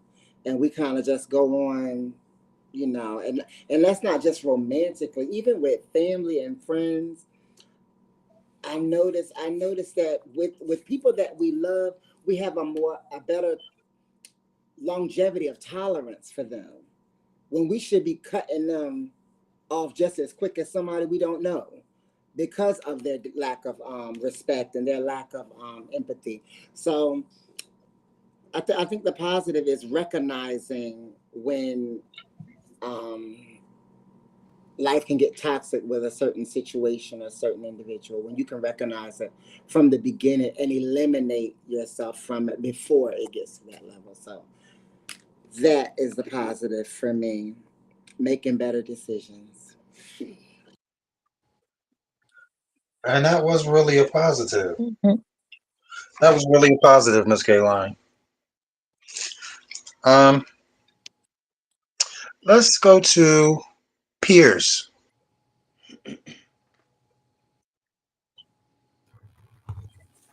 Okay. So what I took away from the negative relationships, I've learned to self-preserve. I've learned to put myself first, and anyone that wants to be with me, they have to align with me, or I'm leaving you in the dust. I don't have time to negotiate like that anymore. I don't have the patience. Um, my tolerance is very low. So we have to be very aligned in order for us to work. That's a Um, cancer thing. I've, I've also learned to be more vocal, no matter how bad it hurts the person. Um, why are you laughing? Nah, man, go ahead. No, I have to be because a person will really be sitting there trying to hurt you and you trying to save face, but no, I'm letting it out and I feel better. I feel better, and then we can have a genuine conversation. And then it goes back to say, if we can't, then you're not for me and you got to go. So, yeah, self preservation. Another thing that I took from relationships is stop investing so much in people that's not on your path. You're wasting your time. Mm, You're not getting to your ultimate outcome that way. So I've learned to mm, keep on my road. And again, if you're not traveling that way, um, there's other roads. My grandfather used to always say, you drive the bus, you let a passenger on, they want to go to another destination, you kick them the fuck off because they don't belong on that bus. And that's what I have to mm. say. Wow. You know what, peers? Listening to you talk and some of the things that you just said, I really have to go. I really have to come back and acknowledge just how confrontational that I can be. You are, because I was thinking about it after you said it, and you're right. I am confrontational, but I feel like that's the only way to find out what the actual and factual is, to just say something. I'm just not the type of person to sit up in a person's face and just grin and skin when I got something on my mind, because it's gonna eat me up. So yeah, you hit the nail on the head with that, and that's something that I don't actively realize about myself, that I can be confrontational. Um, thank you for that. Um, Dre and Zay, What's the question? What did you learn? you're in What the did you hot learn seat. positive from your negative relationships? Um, that you got to look for red flags before getting into the relationship, and you should never just jump into something without actually knowing it. Sometimes it's not good to just say, "Hey, this is what I like. This is what attracts me," without looking for those things that you know you don't like. So I would say more so building a friendship first before getting to that relationship of dating stage. Okay. I learned that I'm a bad boy.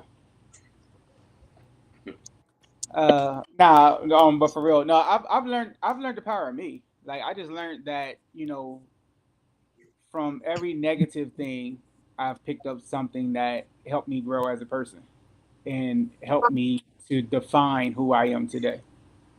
And so now today, it's not a you don't have a chance of accomplishing like what some of the toxic relationships accomplished um, from before. But I don't even allow myself at this point to step into a toxic situation. So I learned that yeah, what I will take and what I will not take. That cancer side is strong. I learned how powerful these claws can lock, and I learned that we can go for the juggler and don't even have to cut you. Is I everybody a I see Cancer on I here? see you nodding your head, Pierce. I see you nodding your head. Is everybody a Cancer? Yeah, that's what I'm saying, Kalani. I see three. Like, what is going on? I don't understand why there's so much hatred in this spirit in this It's room. not hatred, but my most toxic relationship was with a Cancer. That's because you didn't know how great of a person you had. Hey, something else. Oh, so it was Yes. me, right? It was me. I'm weak.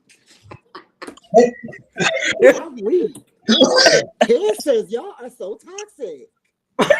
We are not I gotta toxic tell at y'all the all. truth. Y'all are toxic Cancers are people. not But it's toxic. Cancers know what we want and what we will not settle for. And Y'all a lot of the mean. Y'all are problem is very that a mean. lot of people who date cancers want cancers to bend and mold to what they're used to. And we are not what you're used to, baby. We are a whole And different. y'all have this it's my way or the highway type situation Yeah, going why on. not? Why should we not though? It's my Like way if or you the highway if you Why going not? grown on. if you're Why grown, not? it should That's be your that's way. toxic. Sure It's is. not toxic. You know, you a Cancer? No, we're And not Donna here. talking about yeah.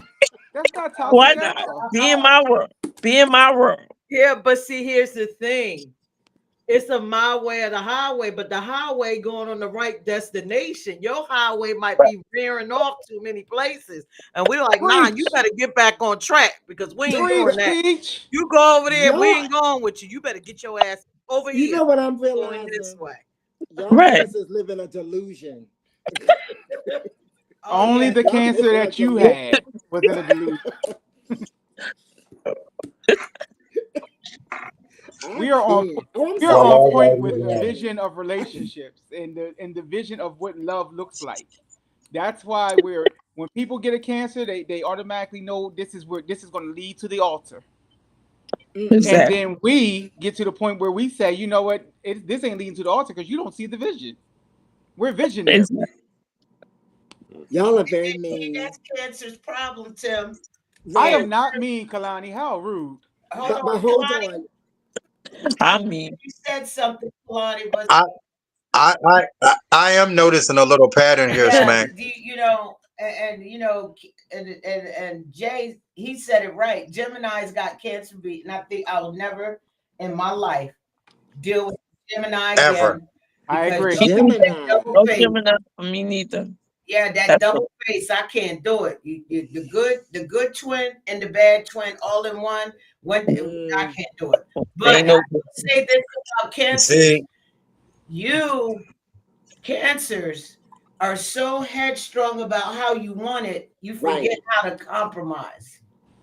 And I'm that's I gonna think Mm, I compromise pretty good. I don't know about Donna and no, I I do don't know. compromise. We My still way or here, the right? highway. thank My you. That's way or the not highway. Thank compromise. you. We I still thank here. you. That's what I was thinking to myself, Peach. We kept you the but you, hell around. but That you was know, compromise. in an argument, y'all can't just have like a healthy balance. Y'all got to go to hell and back. Oh yeah, because that's Y'all because have you to go to shouldn't hell have and back. drug us into it Because now. you should have never lit the match to hell to begin That's with. right. all right, I ain't gonna say no more. Let's get the questions Yeah, going. let's go ahead because they got a little group. They got a little group smack. They got a little group, but it's okay, okay. Donna. I saw you, Zay, though. I Donna, saw were you. you already in I the hot got seat? you. Huh? Donna, were you already in the hot seat? Yes, yes, yes. Okay. We had Smack, Transe, Kilani, Smack Stan. didn't go. Smack didn't Uh-uh. go. Okay. Smack. Yes. And then Stan. What was the question about cancers? Look what Jay said. Nope. I mean, that's true. Peach does go straight to hell. She takes it to hell. The the question was how have toxic how did your toxic relationship affect you in a So, positive way? I told y'all those that were on earlier, my toxic relationship was with myself. I had to really take a deep look at myself so that I wouldn't keep going through toxic situationships. And Mm-hmm. once I started to love myself and have some rules for myself and define what makes me happy and what I'm, attracted to, that's the positivity. The toxicity became less and less. You feel what I'm saying? Because I had to get me right. You know what I mean? Jumping from one relationship to the next and not healing from one, different things like that. And I don't do that now. I've even actually given up on relationships after my last one of 7 years because I felt like I let me down. I couldn't be I mean, not 7 years, 5 years. I couldn't believe I let myself go that far. And even some of the morals I had for myself, I let them down all because I was looking for love. But when we go looking for love, we got to remember who we are as a person. So that's the positivity out of it all is that I found myself and I got, and I stand toes down on what my morals are, what I believe. And if you don't align up, I don't care if you far left. There, you can't be far left. That's why I like to date and get to know you. And like she always talks about being a friend and then a relationship. That's me because you may just have to stay in that friend mode and you can't come over here in a relationship with me. She didn't like how I did her, but I knew she was the one because but we had to go through that friend mode, get to know each other because when you jump too fast, that's when all that craziness start and you having things thrown at you, knives around your neck, and me picking up speakers trying to kill you with big old speaker in the house. I'm just saying, that was in my younger years, and I'm glad all that happened in my younger years because I'm a stronger woman in a relationship now. If I never learned from it, we wouldn't be going on 8 years, to be honest. Yeah, because I would have killed you. Yeah, but I tell you, when you stop, when Tim said it earlier, it was love in his relationship, and that's why we keep going back to things. You know what I mean? Because you love a person, and like he allowed, and not saying this in a bad way, but his ex hit him with the bottle, hit him with the second bottle. Like I got all kinds of stuff thrown out the car while it was running. I've been hit upside the head, but when you fall out of love for a person, that's when that blackout come, and that's when them speakers went rolling. Yes. That's when the beds start being flipped, coffee tables started being thrown, and Salisbury, Maryland is the wrong place to be getting a charge on those kind of things. Damn sure Anyway, is. Okay. So Stan, Hmm. you are in the hot seat. Y'all ready? Ready for what? For Stan. Because he's in the Oh, hot seat. yeah. I guess the positive thing is when you with coming out of a toxic relationship is you start valuing yourself. Um, you put yourself ahead, and the thing is, you realize some of the things that cause it. You when you enter a relationship, it's just like when you're dating somebody. It's like me personally. Uh, I don't like dating people that smoke cigarettes, and I really got an issue with that personally. And so when you with somebody that does that, and then you make the decision to say, "Hey, I'm going to try to deal with it," when you know you don't want to deal with it, and then now you're sitting back trying to change somebody because of what they do.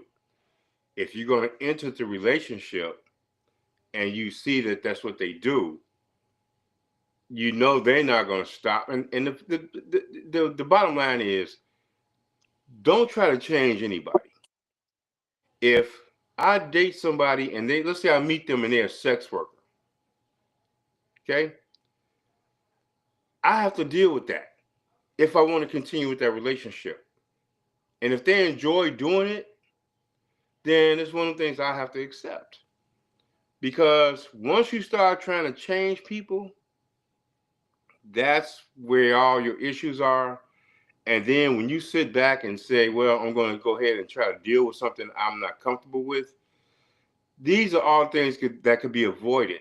Because if I change for you and then something else comes up, and the first thing I'm going to say to you is, I changed for you. I gave this up for you. I don't ever want to hear that coming from nobody. Never. That I did this for you. I changed for you. That's where your toxic shit come in.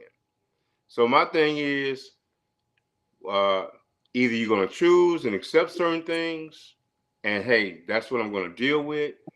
But that's what I learned with toxic relationships. Hey, the next relationship I enter, wherever the person's like, and I just love them, I say, hey, I want to be around them. I feel they vibe.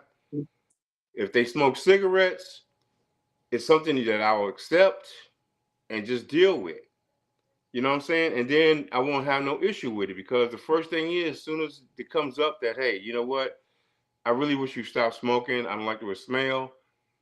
Well, when you met me, I was doing it. So the positive thing is that um, I'm not going to compromise. I don't want you to compromise. You like me the way I am. I like you the way you are, and we accept that, and that would be the thing. But trying to change and to alter your life for somebody, no, that doesn't work. And then Kalani's answer earlier, uh, and she really hit it like exactly, you know. And sometimes we fuel it ourselves because we, you know, dealing with certain things that, like I say, we just gotta accept. Hey, whatever you are, and I like what you are, and whatever bad habits you got, either I'm gonna accept them or I'm not. But I'm not gonna try to change you and make you stop doing anything because now you're not getting the genuine person that you wanted. You're getting an altered version where somebody's trying to satisfy you and compromise. So all I'm saying is, I just learned out of it is self love, uh, me first, and not in an arrogant way, but me taking care of me, and then people respect you when you do that. If you sit back and take everything from yourself and you give it to another person, you know they really think about that. Like, you know, you sitting back sacrificing everything for them and ain't doing shit for yourself. People don't respect you for that because you're not giving yourself self respect. So use me first and don't try to change nobody. And these are just things I learned. I mean, and believe me, you know, I'm a better person because of all that. Really, I am. So, and I'm a happier person because I'm not sitting. You know, I don't have this mental shit going on in my brain now. You know, so that's it. Okay, Stan. Stan, I got a question for Okay. you, but I don't want to. I just wanted to like answer it like when we're at the end when we all do the Okay, free that's fine. talk because you said something during your you said something when you were just Hmm. speaking about having a relationship with someone who does sex Right. work. So don't let me forget. That's why I'm Okay. asking now because I will All forget. right. Um, so we've had Pierce, we've had Smack, we've had Trey and Say, we've had Kehlani. B BJ, Brenda, you're in the hot seat. What's the positive Positive thing. thing that came out of your toxic situationship? So when I left that ex, I weight back. Because from all the stress, I wasn't eating and taking some weight. And once I finally moved, I will say away from him and down here to Delaware again and gaining weight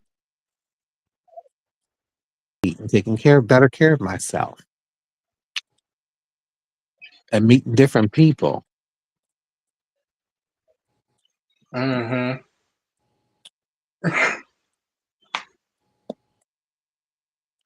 That's your answer.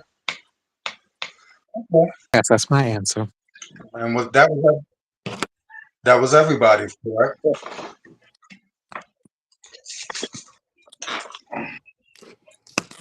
Okay. And the last question of the night: your relationships or situationships gotten better or worse since you identified your toxic traits and your red flags? Has your relationship gotten better or worse?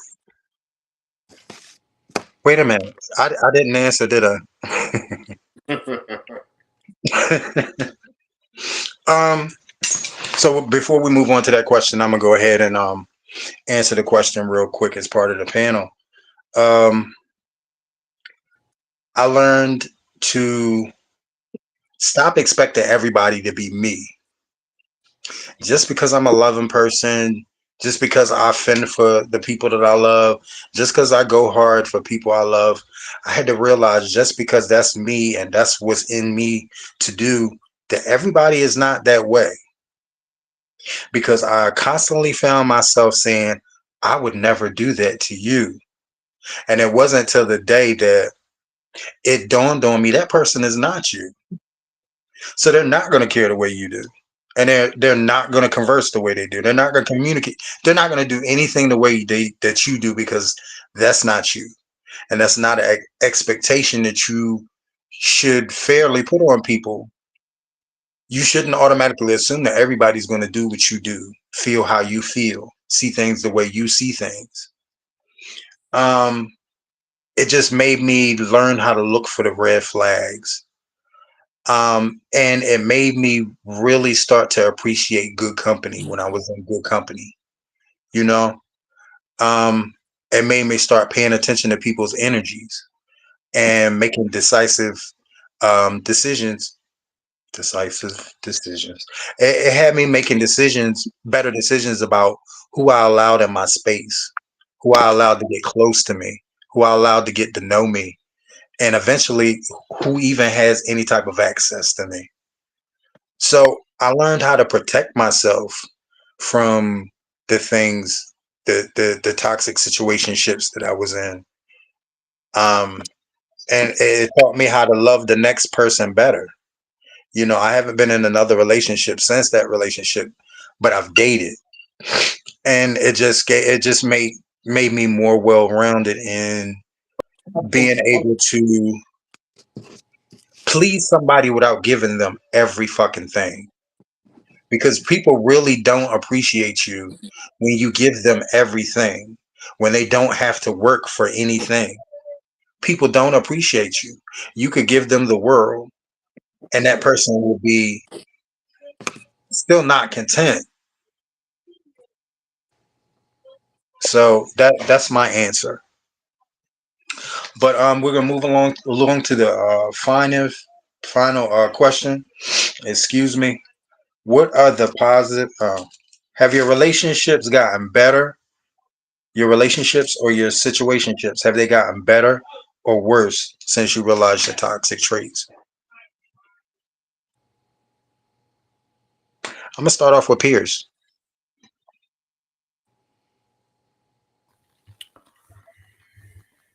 Well, I'll say I don't know if they got better or worse. I just think they are more selective, so they just are more aligned with who I am and my purpose. So I guess Mhm. would that be better? Yeah, because it's same for me. Yeah, Same answer. Yeah, it's not nothing really changed, just aligned. Yeah. And me and her function the same way. We got the same goals, and we just, like I said, we get on that bus and we keep that bus trucking. I Now it's can't just, see for y'all. yeah, and it's just a matter of who we let on our bus. And if they work, they work. If they don't, we kick them the fuck off. Well, I kick them off. Smack try to rehabilitate them and all this other stuff before they get kicked off. I'm like, nah, no They rehab. gotta go. Get them off. Get them off the bus. She's not lying. Oh, that was a good answer. Um, let's go with Dre and Zay. Um, I feel like through everything we've been through, we're better now. Um, I think we both like learned a lot from previous relationships, and we're very big on communication now. That was not me at first. Let me make that point clear. I was more like, if I talk, it's because you need to listen. But I've learned to kind of listen more now, and then we move forward. So I think we're pretty good. If I'm gonna let him answer for himself, but yeah, in my eyes, things have gotten better. Xavier. Mm, things they changed definitely. Uh, I would say some for the better. I ain't gonna say none for the worse, but for the most part, it's still a little bit of something that's missing. But for the most part, it's together. It's my Okay. trait that just can't seem to leave. I agree. Okay. uh, Kaylani, you're in the hot seat. Before I answer, I just want to be an advocate. Anybody dating a Cancer on here, blink one if you're okay. Blink twice if you need Tread lightly. Tread lightly. If you dating married, I'm gonna help you. No, I'm messing. Let me answer. I think that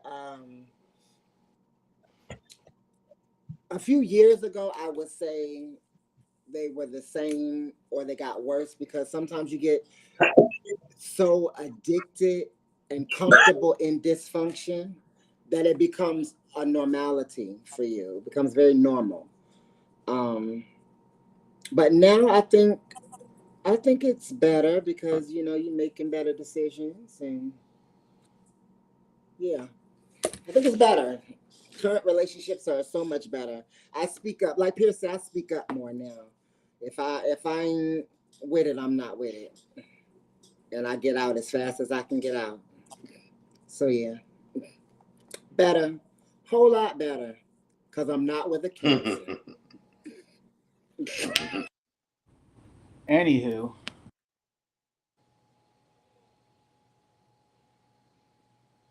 You are on mute. What are you saying?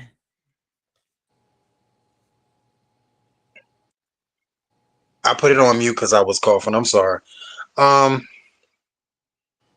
she was on point. She was on y'all cancers. She was on y'all cancers. Um, Donna, you're in the hot seat. Donna's not in here. Okay. Trey and Zay. Smack. She did. Smack going too? My answer was the same as Queen's. I said what she Okay. said, ditto. Yeah, you did. Okay, so I guess it's what, Brenda and me left?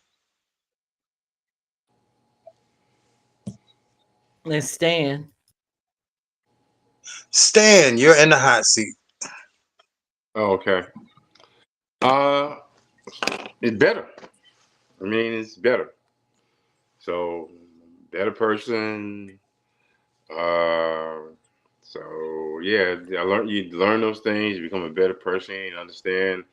I became a better listener to people and So all I can say is all around better. I'm happier, you know. So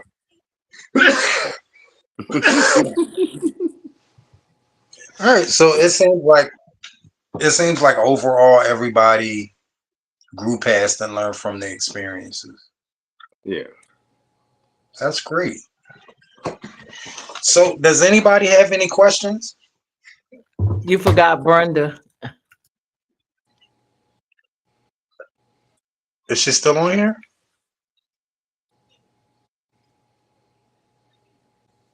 When I call her, Hello. hey Brenda, you're in the hot seat, sweetheart. See, forgot about the old person. I know. I say I agree. It's So, better because you know I'm being now all I'm dating. Now I'm dating an Aries, just like me, and it's funny because a lot of the things that he went through in his relationship, I can see I went through. So we're actually learning from each other. Um, Sometimes I think that he doesn't hear me. mm, He does, but yeah, it's been better. It's yeah, I agree with everybody else. It's better now. So yeah, okay. So it seems like that, despite everybody's experiences, despite everybody's traumas, it seems like all of these experiences eventually took us to a better place or led to us realizing certain things about ourselves that made our lives better or our relationships, the situationships better. Um, it was this was like a really interesting show, and I kind of rearranged some of the questions in different ways than we're normally um, than we normally do, because normally we reflect we cast a reflection on our situations and the people that cause them. We don't really acknowledge the faults within ourselves too often. So it is just like every show, I learn more and more about everybody on the cast, and I fall in love with everybody on the cast like that much more. Um, y'all are just an amazing group of people. I enjoyed the show tonight. I enjoy working with y'all. Pierce, this is all Uh-huh. yours. Open All open right. So floor. open floor. Does anybody have any questions for each other? Did you learn anything different about one another tonight? I was just wondering if, like, do y'all agree with or don't agree with the fact that whether you single or non-single, you still have toxic traits inside of yourself? Oh yes, yeah, Yeah. absolutely. Toxic is toxic. For sure. Right. It's Yeah. I it's think that they are nothing. just more highlighted when you're in a relationship because you have interaction with someone. Hmm. Right. But you Right. definitely I got agree. it. right, right. But are they toxic though? Because I'm a firm believer that you may be toxic to one person, but with another person, you're perfect for them. Right. Perfect. That's true because But are That, you everybody that has really Exactly. that is perfect to different that definitely true. Yeah. person, or you just putting your toxic aside? You know what I'm saying? or you find somebody who compromises with your toxic, who matches your toxicity. Okay. All right. That's what Yeah. I I just said. know. All right. That's Is that what somebody else just said that, right? I said the same thing. Yeah. Yeah. Okay. You just got two people that are toxic together and they're just better for each other. All right. Okay, so I don't so think we talk. Stan, Hmm. Oh Stan, yeah. Stan's Mm-hmm. back to question. that question. How? See, I have a problem sharing. I can't share with somebody that I care about. So Okay. how how is it that I mean, how can I say it without sound like a dickhead? Um, fuck it. I'm just gonna say it. Right. How do you date someone who's in the sex industry, because I met some Easy. beautiful people. I met some beautiful people, but I could not take that somebody else will be touching on my other half for a living. It's just Um, sex. Yes, it's just sex. That's what it's my the But mom said. okay, It's so if sex. me and Vonda were to go in the other room and have sex, you would be cool with that? Because That it's would just never sex. happen. Say it Well, Hey, again. hold on it's now. just a Wait, question. That's a little extreme. Hold on. he's talking um, about dating. Like he I would, if me and Vonda had a conversation and I knew that was her job, I'm respecting it. It is what it is. That's what you do. The right. problem for me is if you're unprotected and if you're hiding it, then I got a problem. In a right. relationship, me and you supposed to have a conversation to say, this is who I am, this is what I'm into, this is what I'm doing, and then we compromise. If I'm not with it, then I'm not with it. Yeah, I mean, I comprehend all that. I was Yeah. just asking Stan personally how he does it. Like, I because mean, I'm not dating a sex worker. I have, yeah, and I've dated two sex workers before, and But they were in sex relationships with workers them. when you met them, right? Yes. Yeah, okay. Oh yeah. And when I they were sex workers when I met them, so I accepted that. The only issue I ever had with it is I wasn't concerned so much about um, the sex they were having, but it was like we could be like chilling out and shit, and then a client will call, and then we have to stop doing what we're doing. I'll go into Yeah. another room, and then let her right, take care of her shit. It's a And 24-hour yeah, job. then, that was the only thing that was the issue. And then the part where she have to come back and feel like I don't want him to feel insecure, like this man fucked me better than he fucked me. And so she would go out her way to like let me know. It became phony. Like, and I know I ain't the greatest guy out there fucking nobody. And I know she was dating guys that were banging the fuck out of her. But when she would sit back They were and also try paying. to, huh? I said Try they were to, also paying. right. So that's what I'm saying. So I benefited too. Right. It was a But check. yeah. And so that was the only thing. I mean, it was no, I wasn't insecure about it. It's just like I could be sitting back and we could be chilling at midnight, and a client will call her at 2 in the morning, and then that's some money. So now I gotta get up, get out, go into the room, and then let her do what she gonna do, and I didn't have any issues with all that shit, but it just became I just had certain issues with the time, and that's what she did, and I wasn't trying to change that. And if she decided, hey, look, I want to give this shit up and just be with you, that's her decision. But it was never anything I was ever going to say, hey, you know what, I got a problem with this, you're going to have to, it was my choice. I had a But yeah, question. sure. Did you ever? Well, I have two questions, but my first question is: did you ever look at her like in disgust for her being with somebody else, getting paid for it, and then coming back, getting in the bed with you? Never, never. Okay. I never had an issue with that. But here's what's funny about all of this. People got a problem with sex workers, but half of y'all boyfriends and girlfriends are unpaid sex workers. Pretty much. They're Yeah, out At there least she was getting it getting a in check. for free, and you don't know. that's the truth. yeah, that's true. They That's laying true. down for free Yep, and especially in like bringing the you back trans to community, season. Kalani, especially in the whole trans community, that's the issue. That's the subject there because and it's not by so much choice. A lot of these girls do it, and I can believe me, I know that it ain't like they just out there because sometimes there was no choice. Right. And I totally yeah. And then a lot of guys will date, just like Kalani. Let's say, for instance, you get in a relationship with somebody, and let's say you used to be a sex worker, but you stopped. You'll meet a guy that knew you was a sex worker and still have fucking issues with it. You know, Yeah, you know. So yeah, yeah, that's a lot of things that happen with these girls. The trans girls really go through a lot of shit people don't know. They No, really yeah. they don't know. do. I do They want to they make it clear really I'm do. not a sex worker. You know. I do want to make They that really do. clear. I'm, I mean, What'd you I say, have a Kalani? lot of.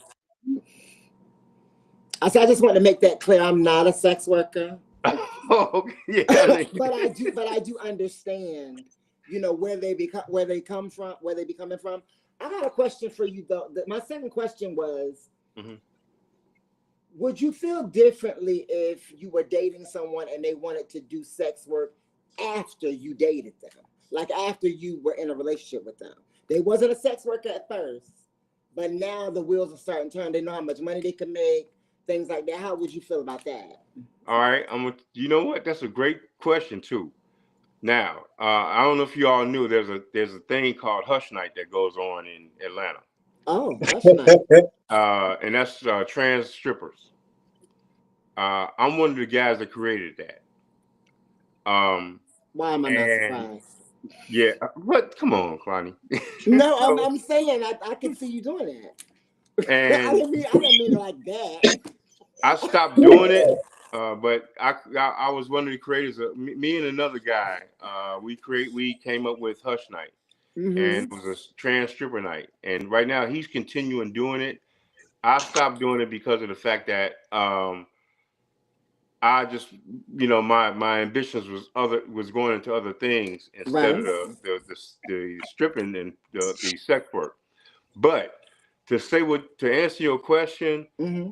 yeah, I because I was dating a girl at that time that Right. saw the money and the potential in stripping, and then she was my woman, but she wanted to sit back and say, "Hey, it's a job. Stan, they making all this fucking money. I could get up here and do this." That really fucked with me, and I thought I was more open minded. But Kalani, what you said, yeah, I had an Okay, issue with that. and that's stripping. Right?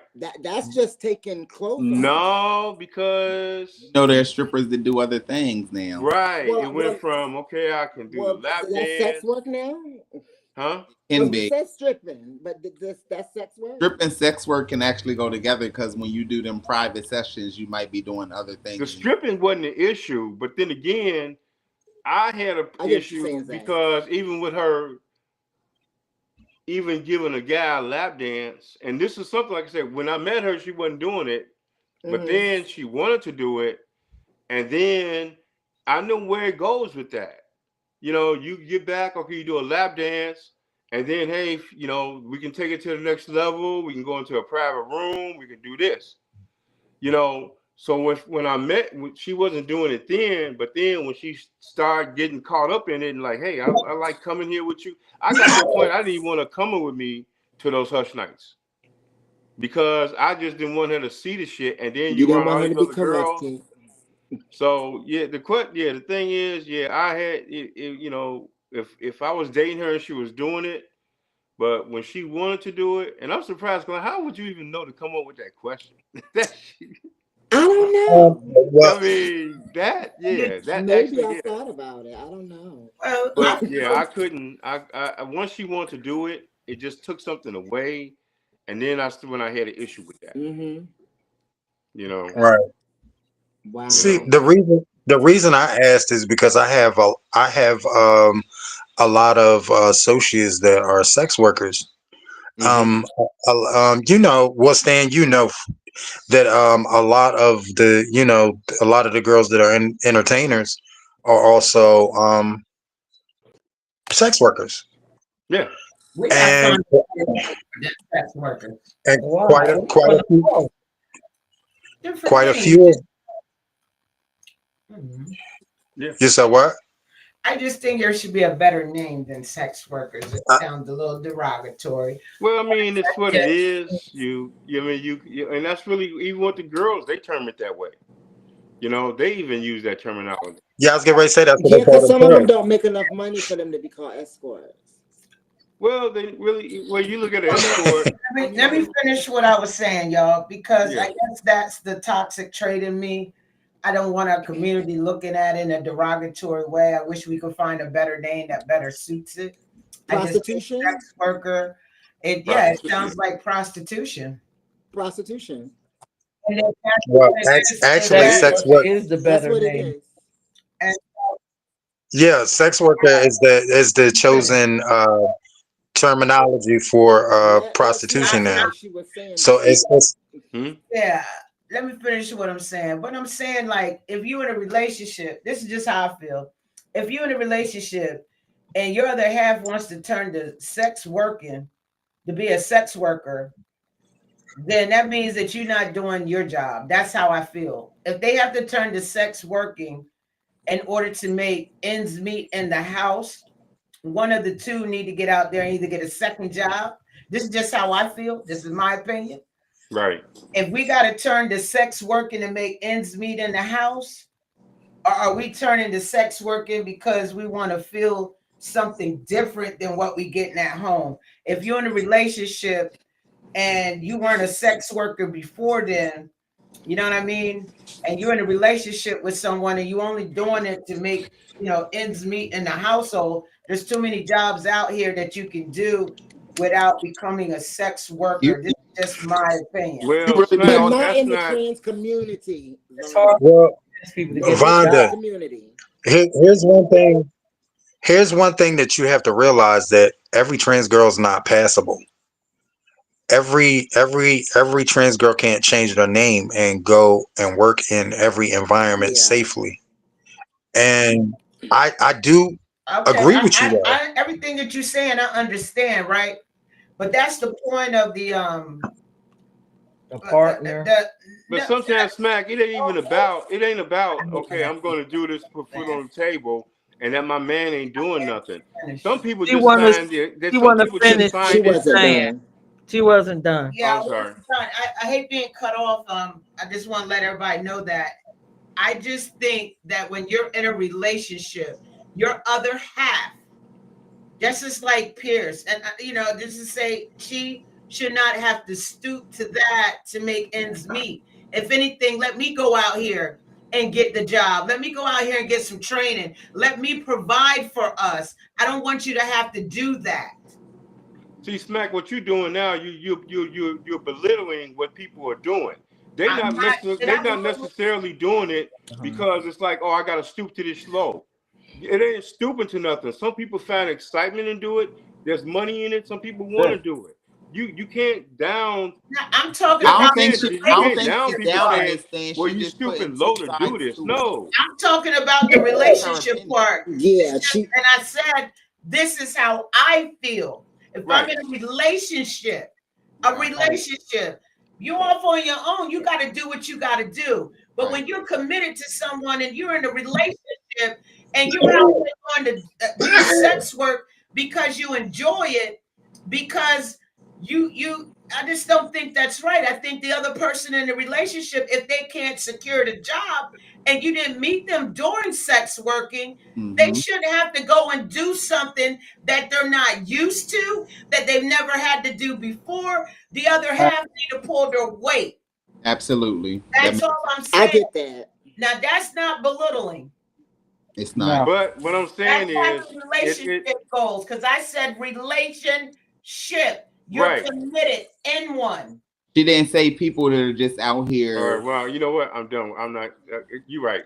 Yeah, I'm. It's I not, I think can't to put it say in it. perspective, she's saying that when you're in a relationship, somebody, if you're in, it's a partnership. So nobody should have to go do something like doing it for fun. That's one thing. If you're doing it, because you want to do it and you want to make money, whatever.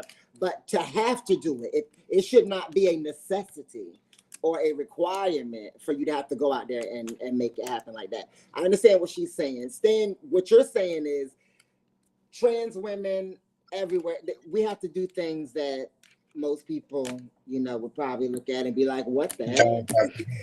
But we have to do what we got to do. I mean, everybody's not passable. Everybody can't work where, the rest of us work at. It's rough out here. And in no way are we trying to say that sex work is bottom of the barrel or it's bad work because people got to do what they got to do. Um, I've always commended people who do it because there's been time I've done it for free and didn't get no pleasure out of it. They got pleasure and I didn't. I should have been paid. So I mean, at least they understand their worth to that extent to say, hey, I'm not gonna do this and just let you get pleasure and then I leave with nothing. So Got you. yeah. Stan, It is what it is. I didn't Stan, mean to make it a sex work thing, but yeah, whatever. the reason why I asked the question is because I just wanted to check myself and not just make sure that I wasn't being selfish or you know what I'm saying, uh, having a Selfish. lack of empathy. Because I didn't want to date somebody who I don't believe in sharing the person that I'm with. If I gotta share you, then we can just be friends with benefits, or we can just be fuck I buddies. don't know. But You don't think in your mind you could separate that that's a That's what job? I was about to say. The problem, You the understand what I'm problem saying? is society has put a stigma on sex work. Sex work has been a career before any of the things we are doing now. So I don't know And why it's not people going out of look at it business. that way. well, but but that's not the angle that I'm coming from because I got people in my family that are sex workers, my blood family. So that's not the angle that I'm coming from. But could you date My thing somebody who is did sex work? no, because I You was can't raised separate it? I was raised like this. If you are a committed relationship, nobody is supposed to have access to certain things but your other half. Shouldn't nobody be touching on you? Shouldn't nobody be fucking on you? And I shouldn't have to share. I get that. And that's my comfort zone for a relationship. I don't look down on sex workers because when I go out here, and Brenda will tell you, a third of the girls in every show are out hustling after the shows, and these are my good friends from 20 to 30 years. You know What's what a I'm saying? So hustle? I don't have a problem with sex workers, and I actually do understand the angle as to why some of them are out there. But I was asking for myself just to make sure that I wasn't being selfish, or some people can't think outside of their frame of thought, and their frame of thought is the end, and that's it. I'm not one of those type of people. I'm the type of person that sits back and look at a situation, and then I'll bounce it around in my head, and then I immediately start asking questions so that I can comprehend it, build my knowledge on Hmm. it, and not offend anybody or put my fucking foot in my mouth. So So, so everybody who can't date a sex worker doesn't look down on sex workers. It's not about the that's sex work, it's about somebody else touching the so person your that's answer is mine. no to my question? That you Yeah, cannot I guess. separate that this is a job and this is my partner. It's not about the job, it's about another man touching mine. But It's that about is the another man job. fucking That is mine. the job. That is the job, but we're not trying to taste tax. So, I mean, what Before do you you want? said If you no problem with dealing I with why y'all understand are that. I'm together right, just because saying that's you what can't you're doing together. separate in you, your mind I that this mean, is a so job and so this do is you work. think? Do you think if you keep asking me the question over and over again that I'm gonna say something No, it's different? because No, you keep answering it like I'm wanting you to say that you look down on them or you like that's not what I'm saying. I'm saying Kalani in your seems mind. to want you to understand. Can you separate that it's a job? Does Right. your mind allow you to see that Could it's you a resolve that? job, that you're personalizing a I job? mean, my intelligent mentality, I know it's a job. I know it's a job. I mean, I just told y'all that I have friends that have done this. When I was in ballroom houses, I would actually go out on the stroll with my sisters Yeah, but and it's it's, protect it's them while they were different. It's turning trick. different from From a them doing it relationship than the point. person that you're sleeping. Okay. But my point is, no, I don't look down on sex workers. Kalani, you're not going to get what you want because he doesn't look at it that way. You're I'm not going just to get asking. that. I just want to know. You're not Can going you, to in get your what mind, separate that this is right. a job, No, he's Right. not. Apparently He and not. doesn't this get is a He it. person? can't. He's He not. can't. He's not He Don't going to look can't. down. I separate don't it. need you to look down on him. I don't need you to. Nope, neither. I just need to know. Can you resolve in your mind? This is sex, yes, but it's a job, and this is the person over here. Right. No. Can there be a separation?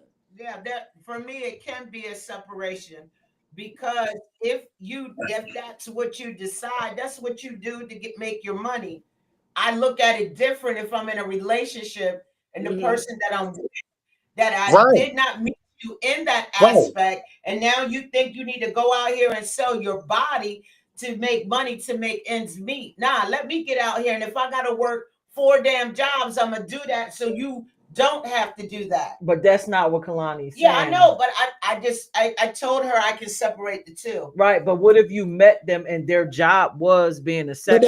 that's what she's That saying. if Even if I she met met them him, and she that probably was wouldn't their deal with him. job, that's not someone whom I can be with Right. I can't because I'm not. I'm being honest. I could not. I've I've had been attracted to girls stripping in the club, but I never wanted them to be my girl because it's not They're just everybody's girl. me and her. It's whoever There, they're that's the paying her point. the money. And even if I had a friend who dated a stripper and their relationship ain't last because the expressions that would be on her face, even though they may have been fake or whatever, the person she was really in a relationship with so that she had more excitement pleasing someone else than pleasing her own woman. So that relationship didn't last. I couldn't do that because of the stories I've heard. I that's just not me. Found I'm a sex worker. No, you're not. And I don't think I can't speak for all of them. I know some Now of listen them. here, Miss Minnie, don't start no shit over there. I can speak for some of them, not all of them. But a lot of times people think that it's the excitement of being with someone else. Money makes them come. Right. If I may. It's a lot of these girls, It's a Yeah, lot of that girls motivation. is that do true. sex work, People are That's true. motivated by they deal that. with people they would never deal with. Yeah, They deal with people that they deal with some To make to disgusting their make ass the point. money. motherfuckers and sit back and do some shit that I say there's not no amount of money that'll make me sit back and fuck with certain people, and they'll Yeah, do it. So yeah. so Everybody it's a has a price, lot, I think, though. you know, and I just so it's I think this needs to. Well, no, let's not make this a topic because this it could. should be though, really, That But it would be should be because a I it think, should be a topic. and I topic, think that you should hear from people who are in the life, who have been in the right? life, who have done it. Because I can't speak for them because I've never had to do it. I've never Kalani, been you in a hit on the situation head where I had to. exactly. So, It's a but I topic, just know some of the things that they deal with. So yeah, but it should be a topic. You should talk to some of them to and get I their and I perspective know on I it. know I know I knew like girls that I know one girl right now that swore up and down. I would never sit back and be a stripper, and I would never do this. You If don't I know had to what you'll work a do. job and make $7 an hour, I'll do that before I do that. She's one of the biggest girls out here right fucking now. That Making I mean, money. and vow and then would say, I don't care, Stan, whatever. I if I had to make $7 an hour, I would never do my body and sacrifice myself. Shit, she didn't spend $15,000 on some tits and some ass, and is out here one of the 15,000. biggest Where's she girls right going? now. And she didn't do it because of necessity and being broke and shit. She did it because it's a job that makes a lot of fucking money. It wasn't It's like, money oh, I'm in it. poor and broke. It's money. You know, Magic City out here. These girls are making $8,000, $9,000 a week. It ain't You're because always they gonna have a broke and job. shit. They doing it because it's money. And then guess what? They got husbands and boyfriends that can separate it and say, hey, shit, my bitch is going to work. That's her Hey, job. And do bring it. it I'm with it. Do what you got to do. And if you exactly. got to leave people in the dust because they can't accept you, leave them in the dust. It's all individual choices. Hey, it's somebody for everybody, I guess. Yeah, you know. So anyway, Any other questions that the panel has for each other based off of what you heard tonight, or you can't believe that the person is the way they are, the people that everything you heard? Oh, I do want to clear one thing again. I'm not you're a not a sex sex worker. worker. I'm not a sex worker. That is Well, what your I page know. said. I'm not. I think studs would make excellent sex workers. They don't use their own body parts. They could just pull out the dildo and That's true. That's true. Hmm. Mm, I'm in the Well, wrong there's some that business. do now. There's a lot to do. There's a lot to do. A Look at lot of Smack like, what in the world? Look at Vonda is like, what in the world? there's a lot of them that I do. mean, I know a few in Philly who get the job done. Shoot. Yeah. I do have a question, Vonda. Smack. smack. Did you know she thought like this when you walked down the aisle Sunday?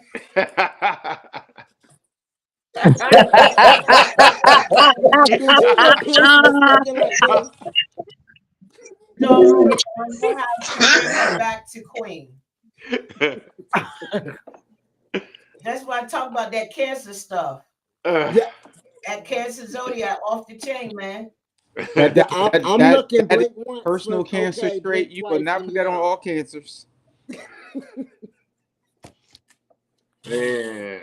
Look, Mm. tell her to keep that Miss Minnie packed up somewhere else, right? That's right. I love y'all. Y'all so crazy. Y'all too much, man. But these are, but you know what? With this panel, it just shows you so much that is out here, and so much that we all don't understand, and we all don't relate to because we not in those situations, and we all come from different, diverse situations. And so that's the good part about it is that I'm learning, sir. I learn every week on certain things that I don't know, So true. Yeah. and I do.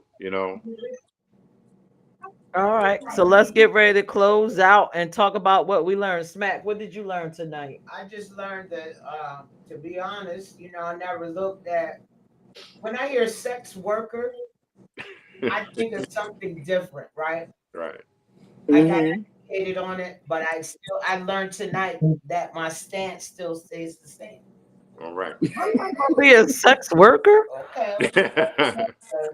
but if I got to, ring a Hey, ling. hey, you ain't got to. We got a hush night here in Other Atlanta. jobs, I will. So you don't have to. Okay. Tim, what you learned tonight? I learned that Kaylani is not a sex worker. Okay. Make sure y'all got it. No, I just learned a lot. I got a lot of food of thought for myself, but once again, I learned even more about the panel and our similarities and our differences, and how our similarities and differences still kind of complement each other. Hmm. Does that make sense? Yes. Mm. Dre, what you learned All right. tonight?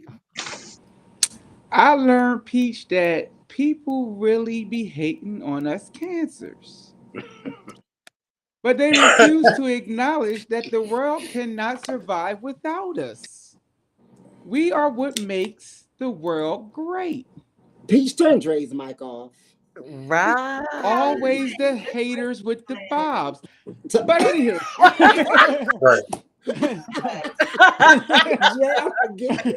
I'm gonna but get you. also learned that we are a interesting panel, and I think it's our differences that makes the show great. It's what we don't see eye to eye on. that makes the show great. I feel like we all have to just come to a point of acknowledging that we would never look at things through the same lens. But just because we don't see everything through the same lens doesn't mean that either of our lenses is more foggy or more dirtier than the other. I think yours is a little foggy. Kalani, what have you learned tonight? I learned that this panel is toxic as y'all toxic, but I love it. We all toxic. No, but for real. I just want to make it. We know, Kalani, you're not a sex Not a worker sex worker. anymore. She froze, but we Yeah. know you're not a sex worker. You meant it this time. Well, was it You were skipping? you're back. Yeah. I'm Yeah. back. Every time I'm going to lay y'all out, it's like go. That's from all that baby oil you stole from Diddy. Dre. Okay, Dre. Me and you after the show. I learned that y'all are toxic, but I love it. This is a dysfunction I'm gonna learn to get used to. I love it. All of our differences coming together. And I'm not a sex worker. Y'all stop, like, for real. For real, I'm not a sex worker. Now, I ain't gonna say what I won't do for the right price. All right. That's what I learned. Oh, and Pierce. Girl, I'm jealous. What about me? Yes. I learned a lot about you tonight. A whole lot. That I didn't know Sunday. While we sat at the table. Lord, go ahead. Show them what I gave you on Saturday. I got it in here still. I don't think I got it in here. Did I? I think you did. It's in here. I know it's in here. Yeah. Oh. Pierce gave this to me. It came out of her little goodie bag. How you know what that is? We might have to play this one night, y'all. It's a game, a card game for sex. She didn't want to play. Card game for sex. Or bedroom commands. Yeah, I know you ain't gonna It's listen called to them commands. You know, bedroom commands. And then she got some spray. Oh yeah, I got some watermelon scented lubricant. Oh. Who said Stan? I knew it was Stan. Watermelon is my favorite fruit to eat. This was gonna be in the gift bag. Listen. I love watermelon. If the fish was in the gift bag, I would have just took that and just stuck it in my purse. I was like, okay, Peach, after thanks. Stan, what did you learn tonight? Well, I just learned that we all see the same things, but we comprehend them differently. Mm-hmm. And that if we didn't have differences of how we look at things, there would be no show. Because we all thought the same and our opinions was all the same, and we agreed on everything, there's no show. And this one makes the show. That's so true. Yeah, this one makes the show. And It'll be very words. So I listen for keywords. So you get upset. No, I don't get upset because I'm just saying there's like key words, and then I think about what was said, and I just see if I feel the same way. But I'm transparent about how I feel, but I don't think that I'm hurting anyone's feelings because it's who I am. I'm being transparent. The thing is, I'm not. You know what? When I lay down tonight, there is a special somewhere where it talks about. I saw it somewhere about the sex work. So maybe I need to educate. I might have seen it on YouTube to hear stories of why people, do it. And it's out of Atlanta as well. Oh yeah, And Atlanta's big, but there's a lot of people. There's a lot of negative with it, and there's a lot of there's negative things with everything. No matter what we do, the thing is, anybody's opinion, I'm open minded to hear it.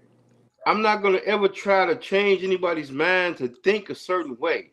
It's just like Smack. You can throw your opinion out there. People listen to it because that's your opinion. I can't get offended by nothing you say because that's your experience of what you related to. And so my mind is open because you've experienced a lot of things I never have. But that's your experience. And if we all thought the same and we all like if we're gonna sit on this panel and I want you to agree with everything I say, then that means I got a problem with that because I'm not gonna try to make you understand. I would never argue with anybody to say this is how it should be or think how I think. I'm gonna say what I'm gonna say. You can let it go on one ear, not the other ear. If it don't relate to you, so be it. But I'm not going to. I can't push my values and ideas on people. But I can express it.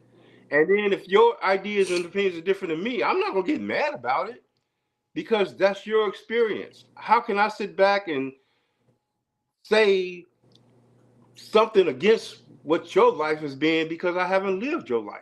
I haven't been in your world. I haven't been in a lesbian world. So I don't know.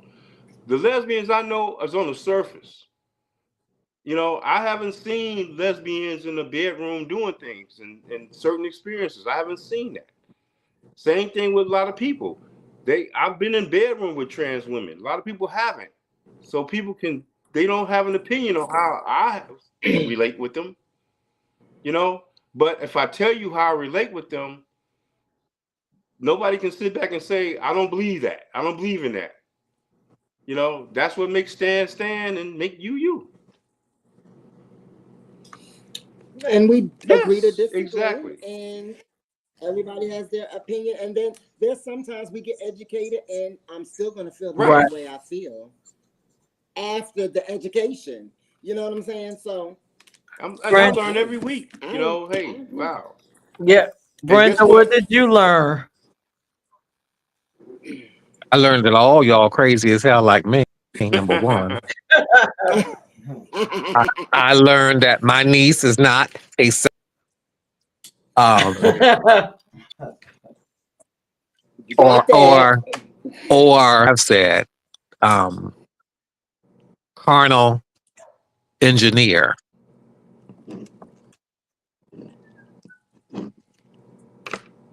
Did y'all Mm, get that? No. I mean, if you don't want to say sex mm. worker, I might use that one. I Oh, carnal might need okay. that. engineer. Okay. Yeah. I I might also need that. learned that I'm shocked about Peach because I would have never known some of that. I know, right? Would have never known some of that. I did not know that. And what? Yeah, you hide it well I because want to see nobody what's would going to never happen know next week.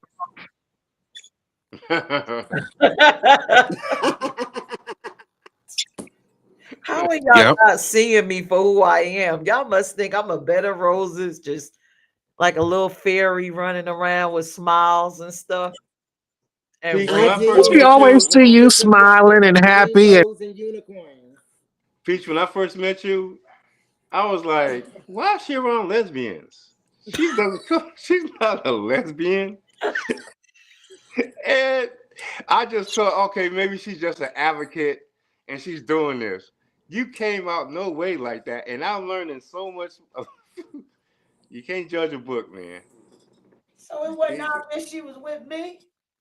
I mean, yeah. When I first came the first event I came to, it was in Dover, yeah, and it was like she just didn't come off like what she just doesn't make. Exactly. You said it right. You said it right, Stan, because she's a very private person. Since I met her, I couldn't put. Can I share? Go ahead, I share couldn't put whatever. pictures up of me and her together for the first 3 or 4 years of our relationship. Oh, She's okay. very private. Years. when we went to like her events, it wasn't like we walk in arm in arm and people knowing that, we together. She's there Yeah. to handle business. Right. She kept her private life separate. And that was something that I had to learn being with this beautiful queen. All I right. couldn't put Yep. out there, Woman Crush Wednesdays. I couldn't, when that was big, everybody was doing it. And Yeah. I was like, you gonna put me in, I used to joke sometimes, you gonna put me as MCW, MCM, Man Crush Mondays or whatever. I used to joke with her. But nobody She's knew married we now. were together for at least the first, just close people, at least the first 3 or so years. They knew we was No, together. they didn't. I just don't like that. See, Smack, if I was in a relationship like that, I wouldn't be able to take that. I was like, heck, no, we ain't gonna wait 3 years. We've You been through waited a three lot. years. That's what made I couldn't have waited that long. we've been She is telling a fairy No, she not. tale. No, I wouldn't have been that patient. Leos are extreme. No, she's not. thank you. No, she's not. Thank you. Because I didn't know y'all was together at first either. No, she's not. Thank you. We used Wow. to be everywhere That together. doesn't matter. Yeah, that don't matter. You can be in the same place. Me and James was in the same place, and some people didn't know me and him was together. Wow. Yeah, see, I couldn't do that. The battery's dying. I love you felt guys. so beautiful. All right. I don't know. I was raised by You know Aries. you're alive. Still. Yeah, I was.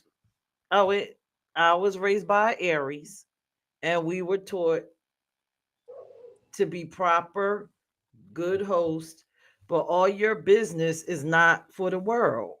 You Right. got For everybody's business. That's right. to You're right. maintain your relationship, especially with us doing the things that we're doing.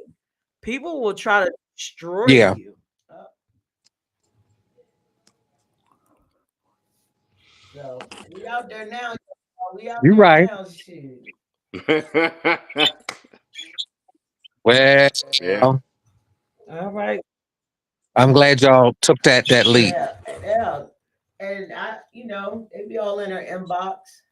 Don't nobody be in my inbox. Before they knew, she's sitting up here trying to be so prissy. Before they knew it was me and her, be all up in her inbox trying. Oh. She Of course they handled it were. accordingly, though. I love it. So Yeah. when I would hear her announce like this is, on her shows, when she would talk about things, before when she was doing her shows, people didn't know it was she's in a relationship. She'd be Yeah. just talking freely. My immediate family knew. My brother used to listen to her all the time. He's like, yo, y'all all right? Y'all in a relationship? I'm like, yeah. He said, you heard what she said? I said, yeah. Are you all right with that? I was like, yeah, she's, telling her the truth. You know what I mean? My brother learned about our community from her shows. But he came to me with all the Okay. questions because he was like, y'all good? He would do that all the time because she was so transparent.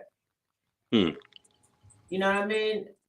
My brothers, they tried to figure out what was going on because we never shared our relationship with the world. In the first 3 years, even Brenda just said didn't know until you came around us. You know, Hmm. Are we ready to end this very show? private woman she is. Yeah. Great night, Tim. Don't come with those. Yes, Tim, thank you for this panel and Came with including the me. questions. Yeah, I saw them. And I was like, oh Lord. I didn't want to go back to bring. I'm gonna tell you, I was gonna talk about my toxic relationship that almost cost me my freedom back in Salisbury. Hmm. But that's why I said I was in a toxic. My relationship was with myself.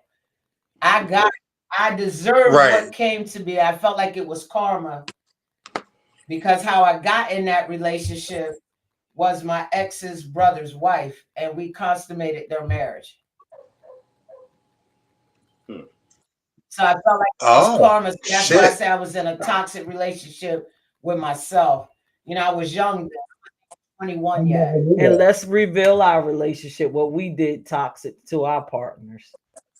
We ain't do nothing toxic. We did something toxic. We ain't do nothing toxic. Vonda had a girlfriend, I had a husband, and we both walked out of our We relationship. were not happy in those relationships. We walked out of our relationships without ending them with the people verbally. We did it mentally and ended up together. Oh, okay. I can't say I was really in a relationship. I don't think that was a relationship.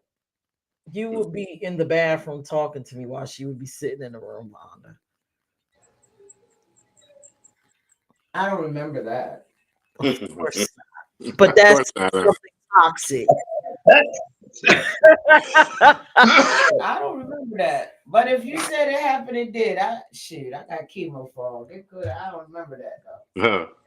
But I yeah, remember we saying did. I used to come to you and complain about everything and get No. Yes, I did. We were. You told me we were toxic, babe. It's nothing wrong. We were toxic. Shit, we were. There's nothing wrong. Y'all We were both grown. But this is something I don't remember. We See, even had sex. We were toxic. Whoa. We were toxic. Hey, Y'all Vonda. grown. That's all I know. Y'all grown. Hey, Vonda. Whatever she said, yo. Sometimes You gotta be toxic, boo. Boo, you toxic. We were toxic together. Right.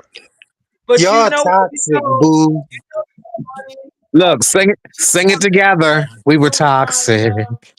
I don't want everybody to know this, but I'm gonna say this because we're still on live. There was times where I was about to snap, man. For real. There were times I felt like I was about to snap because of what she was being carried through. Right.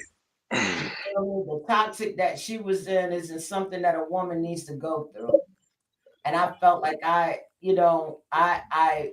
she didn't want me to, how can I put it? She didn't want me to handle things in my way.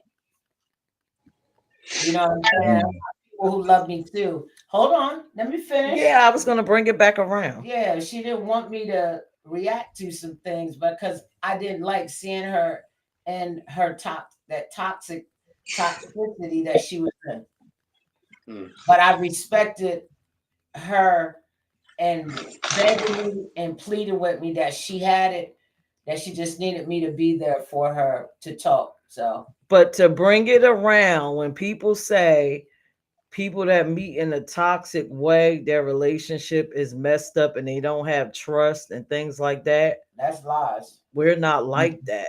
But and I don't know if it was because we was meant to be together or what.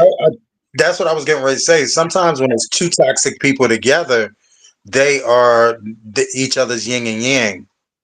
You know what I'm saying? Y'all are both toxic, so y'all can rock with it. Damn, we toxic. Right. Whereas to a non-toxic person and a toxic person, I have conflict. Two toxic people kind of feed each other. No, we don't. I don't know. We have like an unbelievable trust and all of that stuff that works. Really? And that's the part that matters. That's the only part that matters. It works. No, that's that. Just Exactly. because it don't work for me, just because it don't work for Brenda, that don't mean there's something wrong with it. You know what I'm saying? Y'all are that chemical compound that goes together. Y'all just do, and it works. Yeah. Whereas if you mix two different kinds of chemical compounds together, you're gonna get an explosion. That's just it. Y'all been around us. Do we give y'all like that unbalanced feeling when y'all come around us, or do we feel balanced? Y'all, No, I think y'all are the most balanced two y'all I've feel like seen a in old ass years. married couple. Couple. Thank you. That's the vibe y'all give. Like y'all been together for Yep. 29 years and y'all argue and y'all have y'all's motherfucking fights, but y'all always gonna be together. No matter what. Yep. That's the vibe I get from y'all. We don't even be having fights. I become mute. For the right person, you will. I don't know. We still on the live. Are we into the show? Yes, ma'am. All right. So let me end this show. Thank y'all for joining us. And Black Tim had an excellent topic. We all enjoyed it. Hopefully, all of you guys that watched, you learned something. And if you in a toxic relationship, I hope you got some advice. Get out, fix it, whatever you choose to do something. And it could be you that's toxic. That's why your relationship ain't working. Oh Lord. So you know what? Let's tell everybody good night, and we'll see them next Good night, Tuesday. y'all. Good night. uh, See y'all next Tuesday. Good night, y'all.